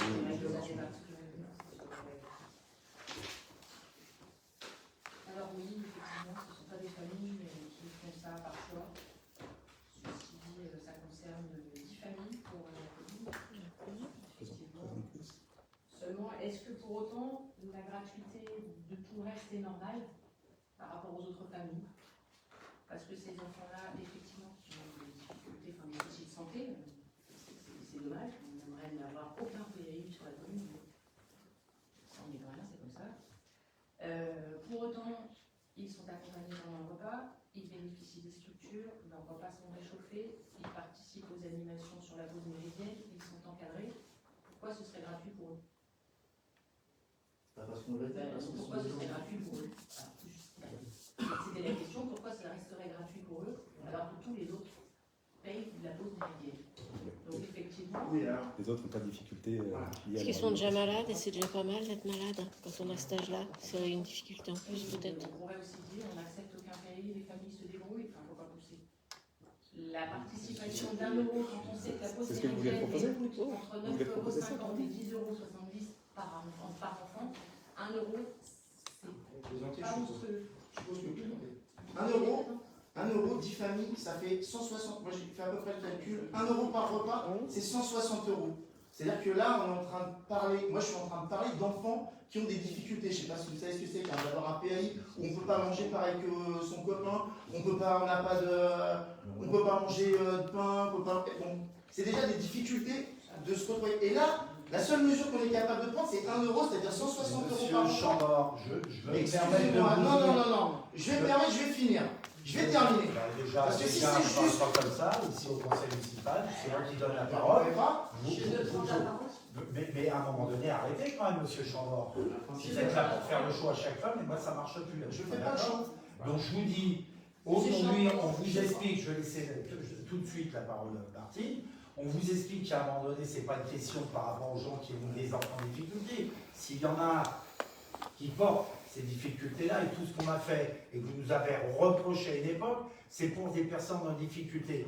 On parle bien à un moment donné de ne pas faire la gratuité. C'est différent, la gratuité, je pense qu'on n'arrange personne. Je vous rappelle que mon objectif et mon but ici, et vous avez été en désaccord, c'est que tous les membres puissent manger. Tous les membres puissent manger à la cantine, à la restauration scolaire, parce qu'il y a des gamins, c'est leur seul repas par jour. Donc on est sur un autre débat, c'est la gratuité ou pas. Nous, on propose qu'il n'y ait pas de gratuité. Voilà, c'est Martine Lajoie, excuse-moi. Oui, j'interviens souvent, même si c'est pas mon rôle, à la cantine de mon école. Eh bien, à choisir, je préférerais que mon enfant bénéficie d'un PAI que d'avoir un enfant qui relève de la MDPH. À ce moment-là, je veux dire, c'est si on compare, excuse-moi, mais si on compare, il y a beaucoup d'enfants, d'autres enfants qui devraient à ce moment-là, si on suit ta logique, avoir des repas gratuits. Non, mais est-ce que je ne vois pas pourquoi la personne... Pardon. Non, mais pour les autres non plus. Mais attendez, là, payer leur repas, mais ils payent 7 € d'encadrement. Je comprends pas. Ce qu'on leur demande, c'est s'ils ne veulent pas payer, ils vont manger dehors tout seuls. C'est ça qu'on est en train de dire. Le 1 €, c'est pas on ne paye pas le repas. Si On vous saviez leur le nombre d'enfants demande de 1 parents € pour venir qui ne payent pas la s'asseoir restauration avec leurs scolaire, copains et venir manger avec leurs copains leur panier repas. Mais ils ne font pas que s'asseoir, il y a des animateurs qui les encadrent, ils font des activités, il y a des. On parle de 10. Il y a. Mais malgré tout, c'est un principe en fait. Que ce soit juste. C'est C'est pas comme du le euro repas direct, c'est pas gratuit, c'est normal. C'est normal. On va investir de l'argent pour les enfants qui souffrent de handicap dans les écoles. On va rien leur demander aux enfants qui ont des AESH. C'est la commune. On devrait leur demander, il est gratuit. On va leur demander. Non, mais là, sur votre logique. Mais non. C'est pas une logique. Ah, C'est pas une grande là-dessus. Essayez pas de nous Là, prendre on va là-dessus. parler de handicap. Ils ont des contrats. On ne parle pas de handicap. Là, on parle de gens qui ont des PAI. On leur demande 1 € pour venir s'asseoir pour qu'ils puissent Non, pas que s'asseoir. profiter de l'animation. Et la surveillance de l'animation. Vous ne voyez pas l'engagement des salariés de la commune par rapport à ça, qui ont un suivi spécifique au-delà de l'éducation nationale. Mais à ce moment-là, comme font certaines communes, il y a certaines communes qui ne le même pas, mais on pourrait faire de dire vous vous mettez à table et donc des personnes à s'en occuper. Mais sincèrement, vous êtes. On verra tout à l'heure le débat qu'on aura sur la motion, on verra. Là, je voudrais que chacun s'exprime sur la solidarité. Parce que moi, la solidarité, je l'apporte. Mais je pars du principe que la solidarité, et je l'ai dit ici plusieurs fois, je leur dis, elle n'est pas gratuite.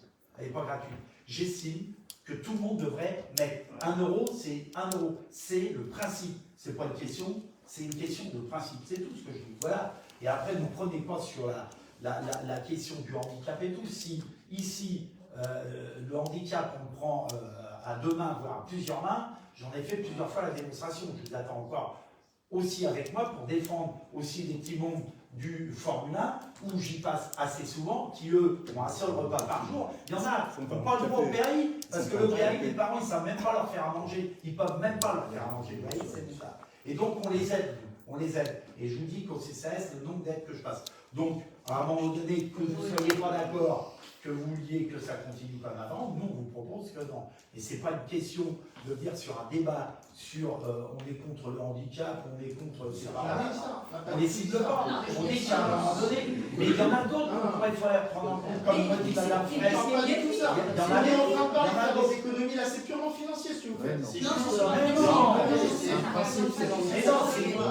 pas purement financier. C'est une question de principe. 1 € pour quelqu'un qui vient juste s'asseoir. Il n'y a pas de 3 €, excusez-moi, mais bon, après, vous le voyez comme vous voulez. Je ne vois pas, moi, ce que ça va apporter à la commune. Sur 10 familles, je ne vois pas ce que ça apporte. Mais donc, c'est pas un problème financier, c'est pour ça, c'est un problème de c'est un problème de principe. Tout le monde participe aux frais d'encadrement. Principe d'égalité, ça s'appelle. Tout le monde participe. Alors pourquoi l'enfant qui va bien, lui, doit payer 10 balles, quoi. Pardon pour le terme. Mais franchement. Vous savez, des gens en difficulté, il y en a, hein, plus qu'on croit sur la commune, plus qu'on croit. Et c'est pas forcément les PAI qui rentrent dedans, hein, aussi. Donc, il y en a d'autres, hein, sincèrement, qui ont besoin d'aide. Hein. Donc le principe, moi j'estime que le principe, il doit être au moins. De ne pas les asseoir avec la gamelle.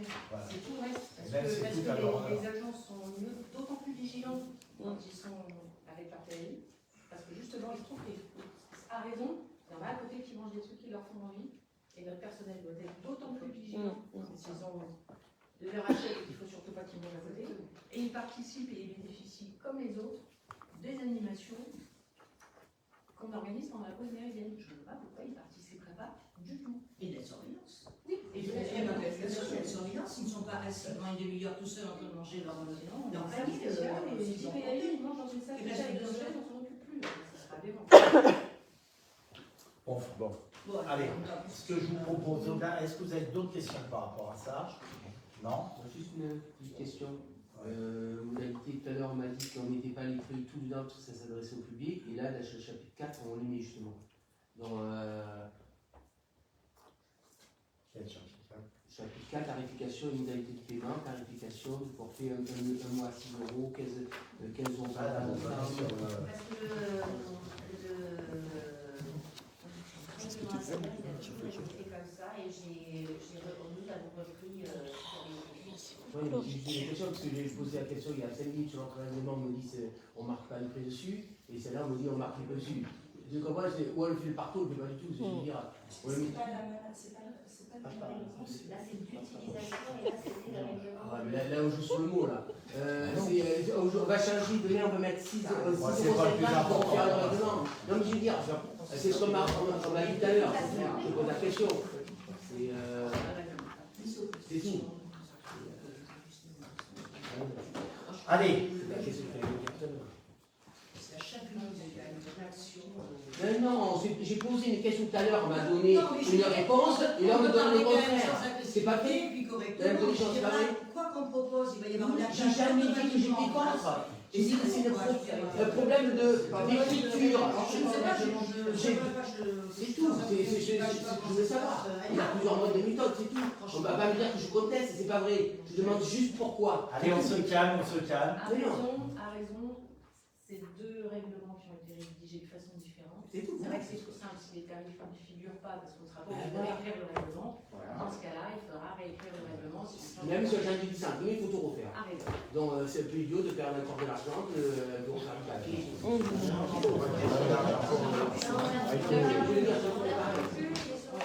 transmet aux familles par mail. À raison, quand on sera obligé d'en refaire un, il sera peut-être intéressant qu'on n'intègre pas le tarif et qu'on dise vous référez à la tarif. Comme elle dit tout à l'heure, c'est pour ça. Allez, je vous soumets au vote cette délibération. Qui s'abstient, qui est contre, je vous remercie. Vous avez voté contre. Bravo.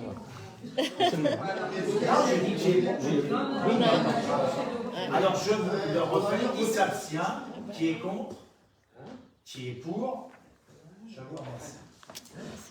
Alors, nouvelle tarification secteur en France de l'Est, tarification. En plus, il votait contre. Françoise. Avec les modifications du règlement intérieur.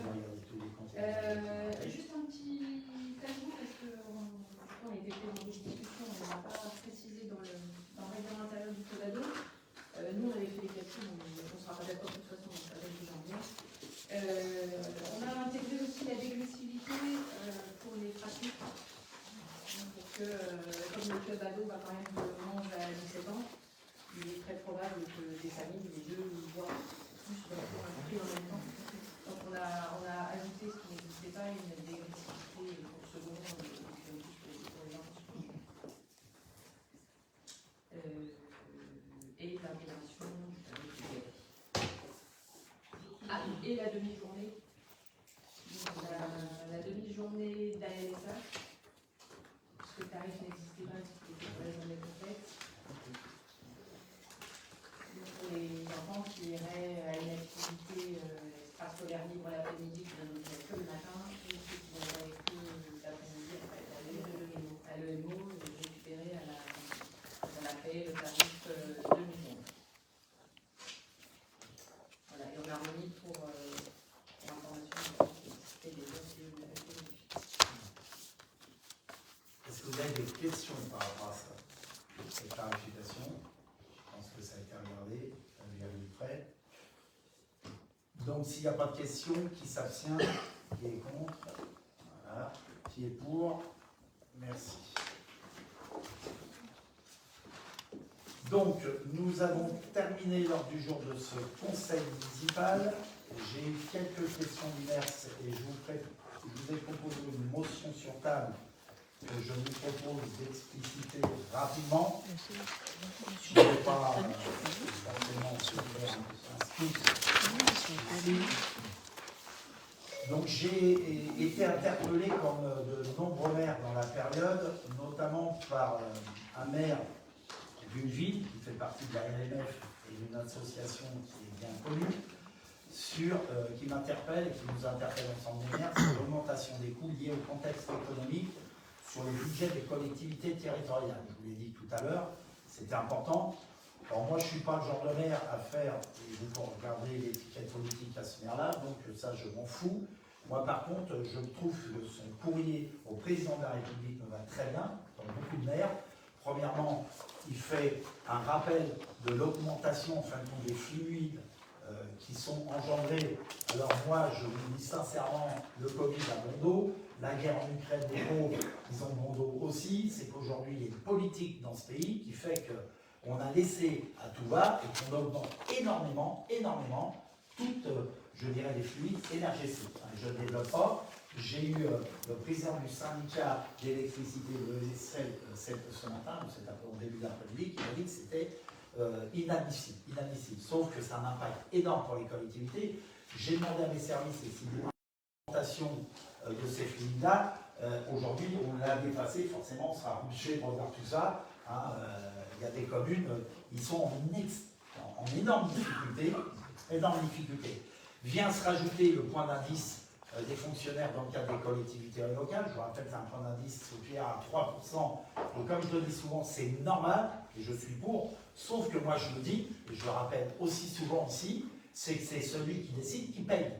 C'est trop facile de dire je décide et c'est les autres qui payent à ma place. Le gouvernement, encore une fois, propose d'augmenter, je dirais, le point d'indice, qui a un coût énorme aussi pour la collectivité que nous connaissons, pour la Magnanville, mais sur les autres collectivités, sauf que, dans le même temps, au lieu de nous donner un souffle, eh ben, l'État nous réduit encore une fois, vous savez, les projets qui sont portés par le président de la République dans la période, nous réduit encore une fois, je dirais, les subventions d'État, et notamment notre dotation budgétaire, et donc il nous met, il nous sert le chichi, de toute façon on ne peut plus respirer. Hein. Alors je prends que ces grandes lignes-là, mais sachez que moi, le courrier que je vous propose de co-signer au nom du conseil municipal de Magnanville, c'est pour ça que je vous propose cette motion-là, qui a été reprise par beaucoup de maires dans la période, me semble, je dirais, révélatrice de ce que nous vivons à Magnanville, et notamment de ce que nous vivons dans la période, qui est une période, on peut appeler de crise, oui, parce qu'une guerre, c'est une crise réelle, mais dans le même temps, je dirais qu'il ne faut pas que cette guerre ou ce qu'on a vécu permette aux États en général et aux gouvernants d'augmenter les prix. Je le disais sincèrement tout à l'heure à mes élus, ma majorité, aujourd'hui, moi, aller à Machine Rolex ou aller chez les grands magasins de luxe, c'était pas mon style, même si c'est le style de certains. Par contre, aujourd'hui, oui, je vais dans une entreprise ou un magasin de luxe qui s'appelle Total. Total, aujourd'hui, vous faites un plein, 2,30 €. Moi, j'estime qu'il y a des gens, et aujourd'hui que je connais, parce que je chie les feuilles de paie de mes salariés, mais d'autres personnes de plus en plus en difficulté à cause de l'essence. Et l'essence, il faut arrêter de me raconter ce qu'on veut, c'est la faute c'est toujours la faute à quelqu'un, mais jamais à la faute à celui-là qui prend la décision de demander.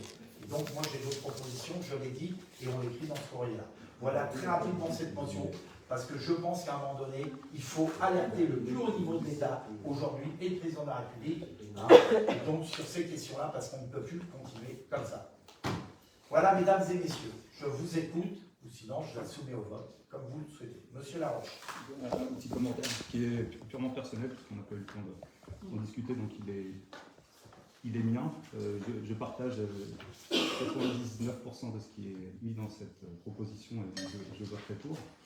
Je me permets juste deux petites remarques. Une première pour dire qu'il faut un tout petit peu de nuance aussi lorsqu'on présente les choses. Vous avez parlé des dotations que l'État verse aux collectivités locales. Aujourd'hui, on ne sait pas comment elles vont évoluer, mais le projet a été qu'elle soit maintenue. Et puis le deuxième point, et ça c'est la décision de personne, aujourd'hui la législation est telle que les bases d'imposition, donc les bases de foncier bâti, sont assises sur l'évolution des prix. Donc en l'état actuel de la réglementation, l'évolution des bases d'imposition ce qu'on va payer en foncier bâti l'année prochaine, aux alentours de 7 à 8% de hausse. C'est pas 7 à 8%. Moins 5. Ça, c'est la réglementation telle qu'elle est aujourd'hui. Alors certainement que ce sera revu. Parce que ce que je veux dire, c'est qu'en phase de dépenses très dynamiques, il peut y avoir aussi des recettes très dynamiques. Et le budget de la collectivité, il s'apprécie en équilibre. Donc je partage les éléments d'inquiétude sur les hausses qui sont prévues là, mais enfin, essayons d'avoir aussi un petit peu de nuance dans l'analyse qui est faite. Puis le deuxième point, mais je partage tout à fait ce que vous avez dit, il faut que chacun porte aussi sa part de responsabilité. C'est-à-dire que le contexte tel qu'il est, avec ces évolutions de prix très fortes et qui impactent les collectivités, ne doit pas dédouaner les collectivités elles-mêmes des responsabilités qu'elles prennent dans les engagements qu'elles engagent. On a eu à plusieurs reprises l'occasion de pointer nos interrogations sur la capacité de financement du gymnase. On les maintient. En plus du contexte, il y a aussi les responsabilités qui sont prises par chacun. Voilà les deux points que je voulais apporter. Un peu de nuance et puis ne pas se dédouaner des responsabilités par un contexte plus global. Moi, je partage le fond sur la notion, on n'est pas sur le point virgule. Au-delà de ça, moi, je suis pas sur la nuance. J'estime qu'aujourd'hui, il n'y a pas de nuance à voir, parce que vous savez aussi bien que moi, de toute façon, si on indexe l'imposition aujourd'hui au coût de la vie, de toute façon, ça sera pire pour les ménages. Alors là, je ne sais même pas comment ils vont faire. Et les collectivités, au pire, nous, on va faire quoi? On va faire juste le bureau des pleurs et essayer de distribuer des chèques ou des euros, et on ne pourra pas. Je vous rappelle quand même que ce débat qu'on a déjà eu ici autour de cette table, d'enlever la première recette d'une collectivité locale qui s'appelle l'impôt local, mais sur la taxe d'habitation, est vraiment, je dirais, quelque chose d'inacceptable. Je dis sincèrement d'inacceptable. Parce qu'aujourd'hui, en qui plus est à Magnanville, ça profite à une certaine partie de la population, et en même temps pas à l'ensemble de la population. Pourquoi? Parce que ceux qui payent l'impôt aujourd'hui à Magnanville, c'est à peu près 83% de propriétaires qui payent que du foncier. Les autres n'en payent plus. Et on revient sur le débat, on pourrait revenir, mais je ne peux pas y revenir, sincèrement, sur le débat, à un moment donné, les écoles, le périscolaire, la cantine, la restauration scolaire, tout ça, je vous dis aussi, je vous l'ai déjà dit, ce n'est pas une obligation pour les communes et pour le maire que je suis, mais on le fait, et heureusement qu'on le fait. Tout le monde n'a pas du périscolaire à la hauteur qu'on a aujourd'hui, qui a un coût énorme, vous nous l'avez déjà dit, mais c'est un choix politique aussi que j'assume. Donc voilà, c'est pour ça que la nuance, elle ne va pas, et puis de toute façon, ça se rapporte. Par contre, il n'y a pas de nuance sur la baisse des dotations de l'État. Le président de la République, et c'est dommage que la première ministre du gouvernement ne va pas faire voter sa feuille de route, donc on n'aura pas la connaissance de l'ensemble de la feuille de route. Sachez quand même que sur la feuille de route de la première ministre aujourd'hui, il y a des baisses de dotations de l'État qui vont être affichées, qui sont de toute façon la suite logique du président de la République, ce qu'il avait dit. De toute façon, il faut que ce soit les collectivités qui payent. Moi, je suis en désaccord, c'est pour ça que j'ai dit la nuance. Et l'autre chose que vous m'avez dit sur les questions, oui, les collectivités, je suis d'accord avec vous, doivent prendre des engagements par rapport à leurs investissements, et notamment, moi j'ai toujours dit ici, autour de cette table, que les investissements qu'on fera ici sont des investissements qui doivent faire baisser nos coûts de fonctionnement. Et donc j'ai toujours fait la démonstration. Vous parlez du gymnase, ça, je vous l'ai expliqué maintes et maintes fois. Oui, j'investis plus, peut-être plus cher, parce que le coût, là, pour le coût des matières premières vont nous coûter plus cher, mais j'y suis pour rien, c'est pas moi. Mais dans le même temps, on va faire les deux autres gymnases qui sont énergivores. Et on va baisser énormément nos coûts de fonctionnement. Sur l'école Cities, et je vous dirai quelque chose, sur laquelle vous allez être peut-être étonné ou pas. Mais moi, je n'ai pas de nuance. L'école des Cities, j'ai dit que j'engageais de gros travaux, qui sont chiffrés à plus de quelques millions d'euros. Non, mais des gros travaux, je sais pas, ensemble. 800 et quelques mille. On refait la façade, mais on refait aussi toute la protection énergétique. Parce que l'école des Cities, on a refait le réseau gaz, le chauffage, pardon, on a refait changer les chaudières, les radiateurs pour l'instant, on va refaire toute l'enveloppe extérieure qui n'a jamais été faite depuis qu'elle est née, cette école-là. Sauf que, vous voyez, je demande, et vous savez comment je travaille, une dotation spécifique et une aide à l'État de 700 000 €. Et bien, je viens de recevoir le courrier du préfet, il m'a dit, monsieur le maire, bien gentiment, vous ne l'aurez pas. Voilà. Donc, on va être obligé de financer différemment. Mais je tenais à vous dire, vous ne l'aurez pas. Voilà. Je pense qu'il m'a dit, refaites la demande l'année prochaine, mais je pense qu'à l'année prochaine, il n'y aura pas non plus. Il y a des causes à effet, je ne rentre pas dans le débat. Mais voilà, c'est triste, mais on en est là, ici, aujourd'hui en France. Voilà. Au-delà du débat que j'ai, et votre réflexion, monsieur Laroche, tout à fait intéressante, si vous avez d'autres questions là-dessus, ou d'autres réflexions, je vous propose de la soumettre au vote. Qui s'abstient, qui est contre, qui est pour, je vous remercie. À l'unanimité, je vous la ferai remonter, signer, et quand je l'aurai envoyée, avec la motion. Merci. Donc j'avais, alors, il faut que je refasse le point avec vos courriers de questions diverses. certaines qu'on a vues. Alors, vous m'avez parlé des six premiers les points là, sur la première délibération, je pense que j'ai répondu. CHSCT, j'y ai répondu aussi. Question orale, l'expression des conseillers n'appartenant pas à la majorité. Bon, c'est une question redondante. Allez, je ne vais pas entamer le débat ce soir, je suis OK pour l'équipe de l'opposition et la majorité, bien entendu, à vous recevoir. Vous faites une délégation de pas de 5 ans, on ne se retrouve pas en conseil. Hein. Donc on voit ça à la rentrée, vous ferez vos propositions et puis après je vous dirai ce qu'il en est. Hein. Je vous rappelle quand même que sur la question de communication générale, on a fait déjà, j'ai fait beaucoup de choses. J'ai fait évoluer beaucoup de choses. Alors, je vous rappelle, je le rappellerai, mais ça sert à rien de faire le débat là-dessus ce soir. Mais je suis d'accord pour vous recevoir en bilatéral les deux groupes, bien entendu. Ouverture d'un commerce, alors, est-ce que j'avais d'autres questions? Ouverture d'un commerce en zone pavillonnaire. Donc je pense que ça fait suite à les plusieurs interpellations que j'ai eues, en tant que moi, le ministre, on a été jusqu'au ministre, au cabinet de la présidence, au préfet, au sous-préfet. Je vous dirais ce qu'on a fait aujourd'hui et où on en est aujourd'hui. Mais ce que j'aurais tendance à vous dire en introduction, c'est que premièrement, quand on est maire, vous savez, des problèmes de voisinage, j'en ai pas qu'un, j'en ai plusieurs par exemple. Et des problèmes de voisinage comme celui-ci, mais comme d'autres, j'essaie de les résoudre. Quand je peux les résoudre avec mes adjoints ou mes services, je le fais, ça se passe bien. Mais quand je n'arrive pas à les résoudre, je mets aussi en place une médiation, que je fais au départ, tout le temps. Et après, si on n'y arrive pas, une médiation de la République. Ça existe, le médiateur à la République. Sauf que dans le même temps, c'est la première fois que je vois arriver en conseil municipal, mais j'ai accepté, parce que je savais que les intéressés étaient présents, et pour qu'ils entendent bien ça. C'est la première fois que je vois au conseil municipal qu'on m'interpelle sur une question de proximité, mais que je gère, je vous dis, 5-6 fois par semaine. Hein, entre le chien et le chat écrasé, j'ai souvent ça à dire.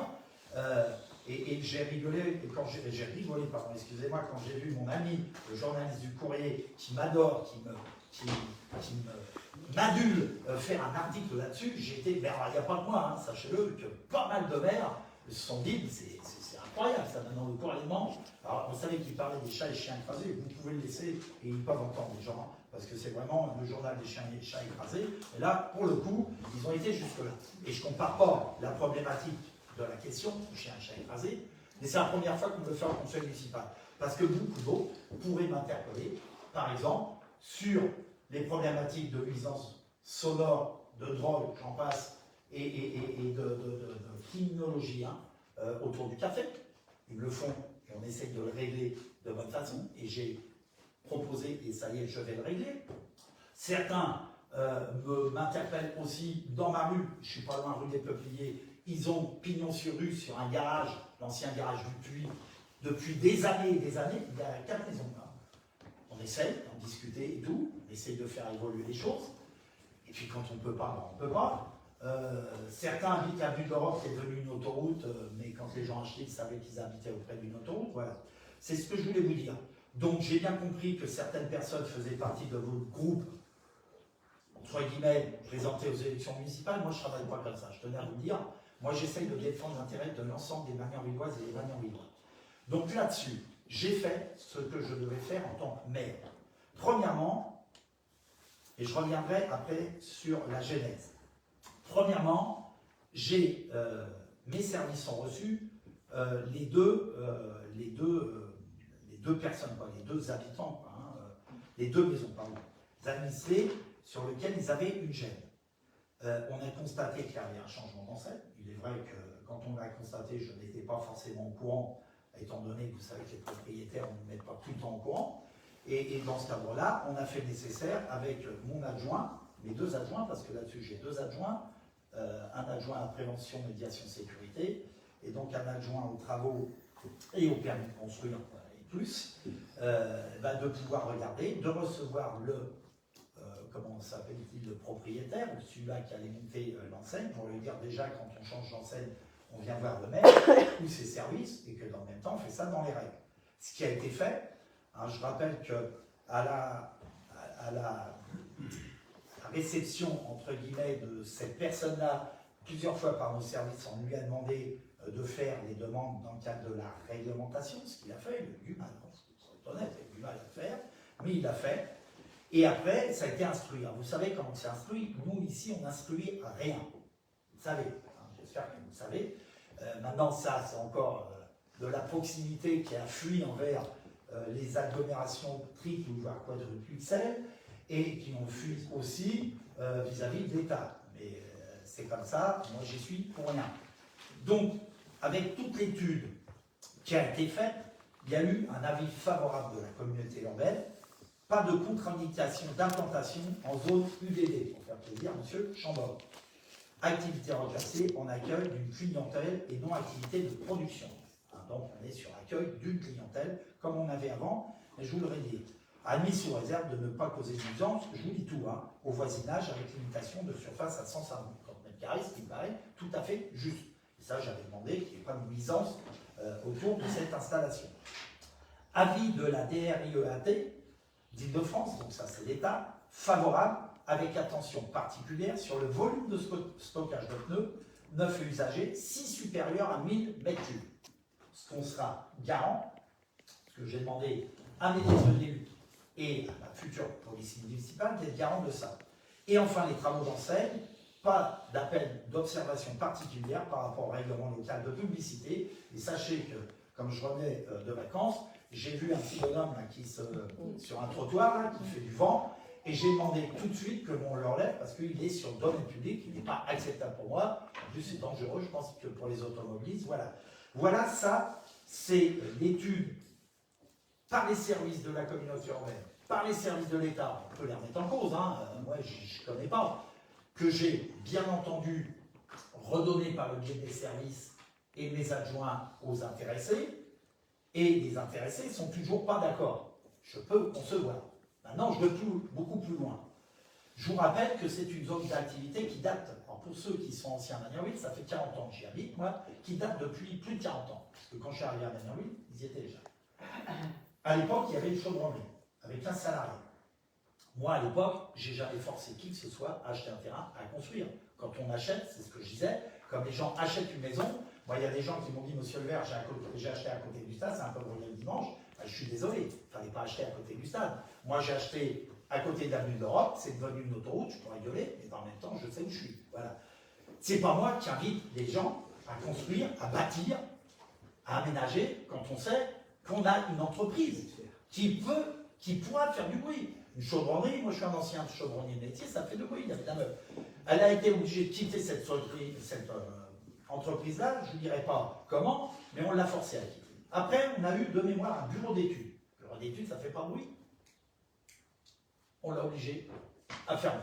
Après, on a eu une société de carrelage, un peu plus proche de vous, que je connaissais bien, un artisan. Il a été critiqué, il a été menacé, et dans le même temps, il s'est barré.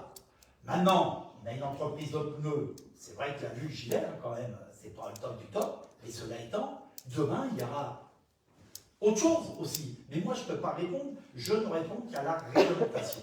Et puis, pour aller plus loin, vous savez, moi, j'essaie de travailler de bonne façon. J'écoute toujours les gens et j'essaie de régler des situations avec les responsabilités que j'ai. Sauf quand, à un moment donné, on vient voir mes services pratiquement tous les jours, qu'on vient bloquer l'accueil de la mairie, où j'ai porté plainte, sachez-le, parce que le service public a été interrompu pendant un moment. J'ai appelé les forces de l'ordre, je ne trouve pas ça, je dirais, de bonne allure, comme je le dis souvent, pour essayer de travailler, pour trouver des solutions compliquées, parce qu'aujourd'hui, les solutions sont que la communauté urbaine, ses services, l'État et ses services ont validé l'activité de remplacement de pneus.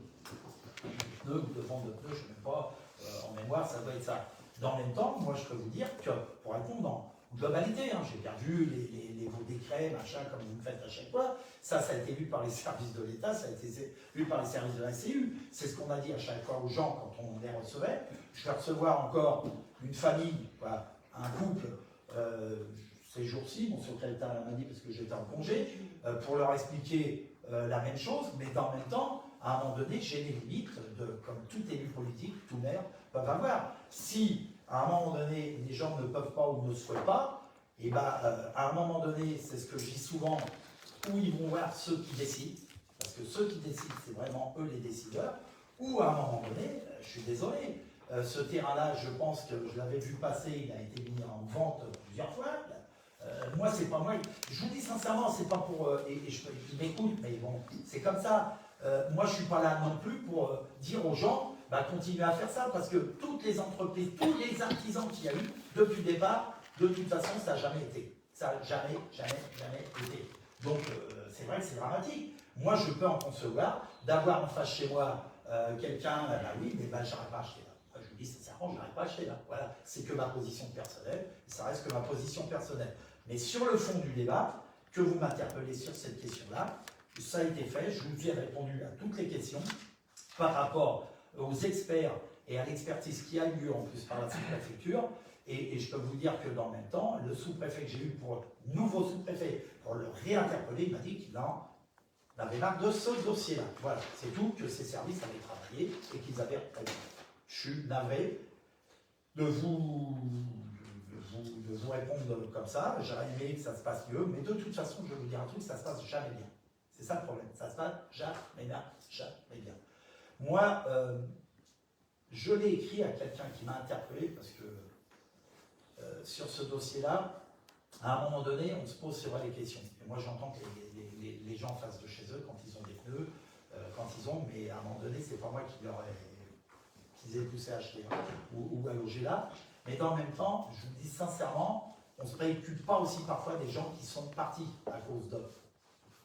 Parce que les artisans qui sont partis, moi il y en a que je connais depuis longtemps à Magnolia, on ne s'est jamais préoccupé pourquoi ils sont partis et qu'ils ont coulé leur boîte pour la plupart. Vous voyez, c'est compliqué aussi ça. Il y a d'un côté, et je conçois et j'entends la difficulté des gens, mais je ne peux pas aller plus que la réglementation. Voilà ce que je voulais vous dire ce soir, mesdames et messieurs, par rapport à cette question diverse. Et j'en suis désolé pour ceux qui sont présents, si ça ne leur convient pas, je pense que ça ne leur convient pas la réponse. Je vais les recevoir la semaine prochaine, je les avais déjà vus. Mais quand on reçoit les gens, on s'écoute déjà, premièrement, et puis je ne pourrais pas aller au-delà de toute façon la réglementation d'État et des services de la communauté. Voilà, pour cette question diverse, je n'engage jamais de débat, vous savez, sur les questions diverses. Si vous voulez m'interpeller sur une, vous l'avez interpellé, je pense que je vous fais confiance, vous allez communiquer assez largement vos questions. Moi, je n'ai pas à répondre à des questions sur lesquelles je n'ai pas de réponse. Ce n'est pas moi qui instruis le dossier. Monsieur Guelton, très rapidement, monsieur Guelton. Oui, alors, premièrement, déjà, je voudrais vous remercier par rapport à l'expression des élus. Vous avez accepté notre demande et on est très, très content de pouvoir discuter avec vous de ce point-là. Toutefois, bon, quand même, une petite remarque. Vous parlez de l'expression des élus et vous êtes d'accord pour qu'on puisse s'exprimer. Et juste après, vous ne nous permettez pas de lire nos questions orales, alors que, par principe, c'est des questions orales. Donc, normalement, c'est à nous de les lire. Ah excusez-moi, excusez-moi, monsieur Guelton. Oh là, j'ai fait une erreur dans le cadre de l'article N152 du Code du Conseil d'État. Voyez pas ça comme un article. Voyez pas ça comme un article. Je vous laisse la parole parce que je l'ai vu sur les réseaux sociaux. Les réseaux sociaux, il est déjà. Bon, ça, je pense que tout le monde est au courant, vous voyez. Mais je vous laisse le lire. Excusez-moi, monsieur Guelton. Allez-y, je vous laisse la parole. C'est pas forcément par rapport à un article, même si effectivement c'est le cas, mais c'est tout simplement logique. On vous pose des questions, que vous puissiez nous laisser nous exprimer sur ces questions. Alors, par rapport à ce que vous avez dit, moi, il y a plusieurs choses qui m'interpellent. C'est que, premièrement, effectivement, on ne fait pas d'instruction. C'est vrai, d'ailleurs, si vous avez bien lu notre questionnement, on le remarque dedans. En attendant, ça reste quand même la commune qui a le pouvoir d'autoriser ou non tout ce qui concerne l'urbanisme sur la commune. Suivant instruction. Donc on délègue cette instruction finalement. Sur le commerce en lui-même, bon, effectivement, vous avez fait l'historique depuis 40 ans. Alors je ne sais pas, j'ai pas été demandé aux familles concernées, effectivement, mais pour certaines, il peut y avoir eu un changement d'activité. C'est-à-dire que quand elles ont acheté, c'était pas forcément une chaudronnerie, c'était peut-être tout simplement, comme vous le disiez, un bureau d'études ou autre après. Donc vous remarquerez qu'on ne vous a pas interpellé justement sur l'ensemble des points de voisinage. Il y a eu un article dans le Courrier de Mantes, effectivement, ça nous a interpellé nous aussi. Si il y a justement la presse qui en parle, des gens qui nous interpellent, c'est qu'il y a un problème quelque part. Donc, on vous interpelle pas sur tout et sur rien, on vous interpelle pas sur les chats écrasés, on vous interpelle sur un problème qui est... Non, mais ce que je vous dis, c'est que si on vous interpelle... Si on vous interpelle, c'est pas uniquement parce qu'il y a des problèmes de voisinage, on sait qu'il y en a plein, on le sait bien, et on vous interpelle pas sur tous les problèmes de voisinage, c'est vraiment parce que celui-ci a un point particulier. Alors, vous avez, dans les grandes lignes, répondu à notre interrogation sur la sécurité de ce lieu, de ce stockage. Par contre, sur le deuxième point, par rapport aux nuisances de voisinage, vous l'avez dit vous-même, l'avis des services de la GPSO, c'était à condition qu'il n'y ait pas de nuisances. Bon, mis à part les nuisances qui peuvent être causées par tous les commerces qu'il y a eu avant, et qu'il y aura s'il y a d'autres commerces à cet endroit-là, donc effectivement le bruit, etc. Bon, ça, on ne va pas rentrer dans les détails. Là, on parle vraiment de l'activité spécifique de ce commerce-là, et pas de ceux qu'il y a eu avant, pas de ceux qu'il y aura après, sauf s'ils font la même chose, bien évidemment. On a quand même des nuisances qui ne sont pas des moindres, et qui, à elles seules, contredisent finalement le PLUI et l'avis de la CU. Je veux dire, quand on parle de... Enfin, je pense que vous devez savoir, mais les pneus, ça a une odeur assez forte. Si vous êtes passé devant récemment, vous voyez bien que on passe devant, déjà c'est dérangeant quand on est piéton. Alors imaginez les personnes qui ont des jardins à coller, imaginez les personnes qui, quand il y a des fortes chaleurs, ne peuvent pas ouvrir leurs fenêtres pour aérer leur domicile. Et puis imaginez, si je vais plus loin, imaginez s'il y a quelqu'un qui est fait de l'asthme ou ce type de maladie respiratoire qui habite à côté, il gênait toute la journée. Et pendant, on ne sait pas combien de temps, puisque tant que le commerce ne prend pas de mesures par rapport à ça, il y aura des odeurs, en particulier quand il fait très chaud, et en particulier quand il y a beaucoup de soleil, comme on a eu ces derniers jours, et comme on aura sûrement tout l'été. Il y a une autre nuisance, alors c'est vrai qu'on ne l'avait pas citée dans notre question, elle nous est venue après. C'est vrai que pour limiter les risques d'incendie, ces pneus sont souvent arrosés, hein, effectivement. Ça entraîne aussi la prolifération de moustiques. Je vous laisse imaginer, si vous habitez juste à côté, ce qui peut se passer quand il y a beaucoup de moustiques juste à côté de là où vous habitez. Donc, ces nuisances-là, à elles toutes seules, elles nous semblent effectivement ne pas être en accord avec la destination de cette zone-là. Et au-delà de l'aspect sécuritaire réglementaire, nous, ce qui nous a interpellés, c'est que ces familles-là, elles n'avaient pas l'air d'avoir été accompagnées. Alors, on ne peut pas vérifier, je vous l'accorde. Mais nous, les retours qu'on a eus, c'est qu'elles étaient perdues, elles étaient en détresse et qu'elles ne savaient pas vers qui se tourner pour régler cette problématique-là. Donc nous, surtout, la principale chose qu'on voulait, sur laquelle on voulait vous interpeller, c'est s'il vous plaît, alors vous avez sûrement déjà fait des choses, mais accompagnez-les pour essayer de résoudre ce problème au maximum. Quand je dis accompagner, c'est aussi accompagner le commerce, hein, bien évidemment, mais il faut effectivement qu'il y ait de la médiation et des solutions qui soient trouvées pour que la situation soit viable à terme, parce que là, actuellement, je pense qu'on s'entendra tous sur le fait qu'elle ne l'est pas. Merci, monsieur. Merci, monsieur Gaton. Ça rejoint à ce que je vous ai dit. Hein. Moi, je suis pour que ça se passe le mieux possible sur la commune et sur les problématiques de voisinage. Les problématiques de voisinage, comme vous l'avez dit, et qui plus est, il n'y en a pas une, il y en a plusieurs. On essaye, et je vous l'ai dit, mon rôle, c'est d'essayer de trouver des solutions. Mais, comme vous dites, ces familles en détresse. Moi, il y a surtout une famille en détresse qui, à une époque, elle était toujours en détresse. Je vous le dis, dans le conseil municipal. Moi, j'ai essayé de gérer. Mais quand pour le carrelage, c'était le même problème. Il y a toujours quelque chose. Alors là, vous parlez des moustiques, que les pneus, ça a des odeurs. Je vous rappellerai quand même que la DRIEAT a donné un avis favorable avec une attention particulière sur le volume de pneus neufs et usagés. C'est eux qui le disent. C'est pas moi, je ne suis pas inspecteur, c'est pas moi qui regarde les dossiers, ils savent que c'est des pneus. Ils savent que c'est pas du carrelage comme avant, ils savent que c'est pas des fleurs qu'on vend, ils savent que c'est des pneus. C'est pas eux qui traitent les nuisances, c'est pas leur problème, les nuisances. Mais ça a été traité par la CEU, c'est le même avis, c'est ça que je veux vous dire.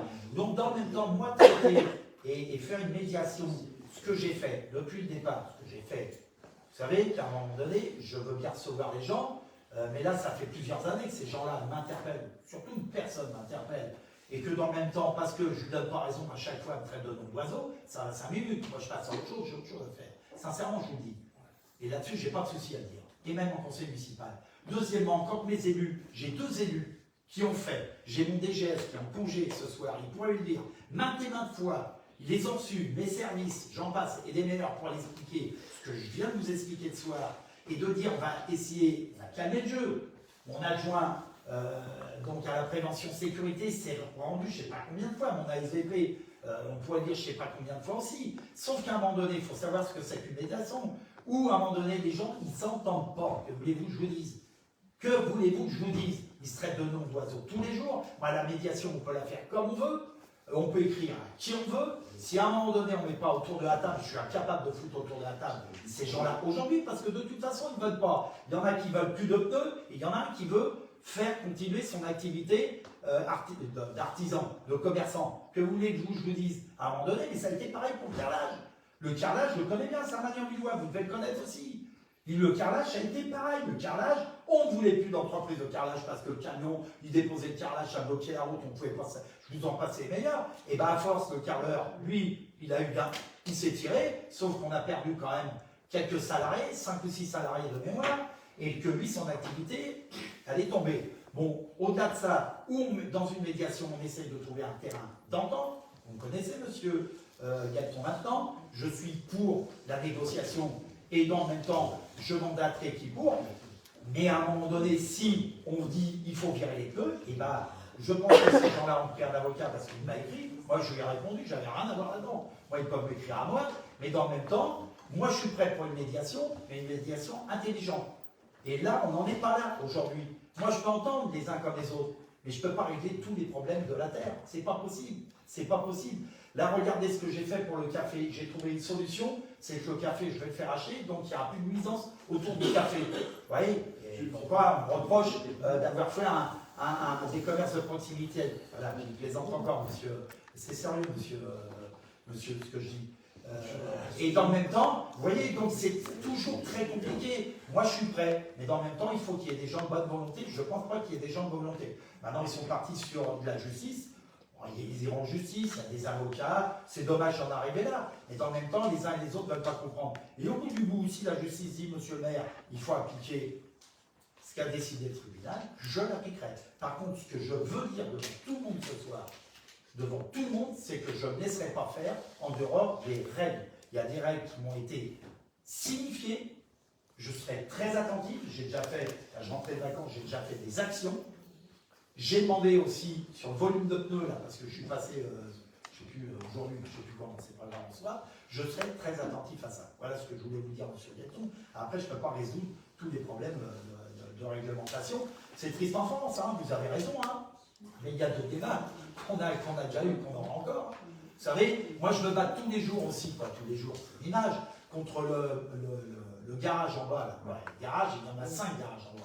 Anciennement Dupi, ceux qui ont connu il y a 40 ans, il n'y en avait qu'un. Moi je peux vous dire que les voisins de ma rue là, qui sont en bas, je veux dire qu'il n'y a pas que des pneus, parce qu'ils ont les pneus, ils ont la mécanique, ils ont la tronçonneuse, ils ont tout, ils ont la totale. On essaye, on a avancé. On n'a pas tout résolu, mais on avance. Et j'espère bien qu'on va arriver à trouver une solution. Mais c'est pas si simple que ça. J'ai mis 2 ans pour faire vider les cuves chez Dupi.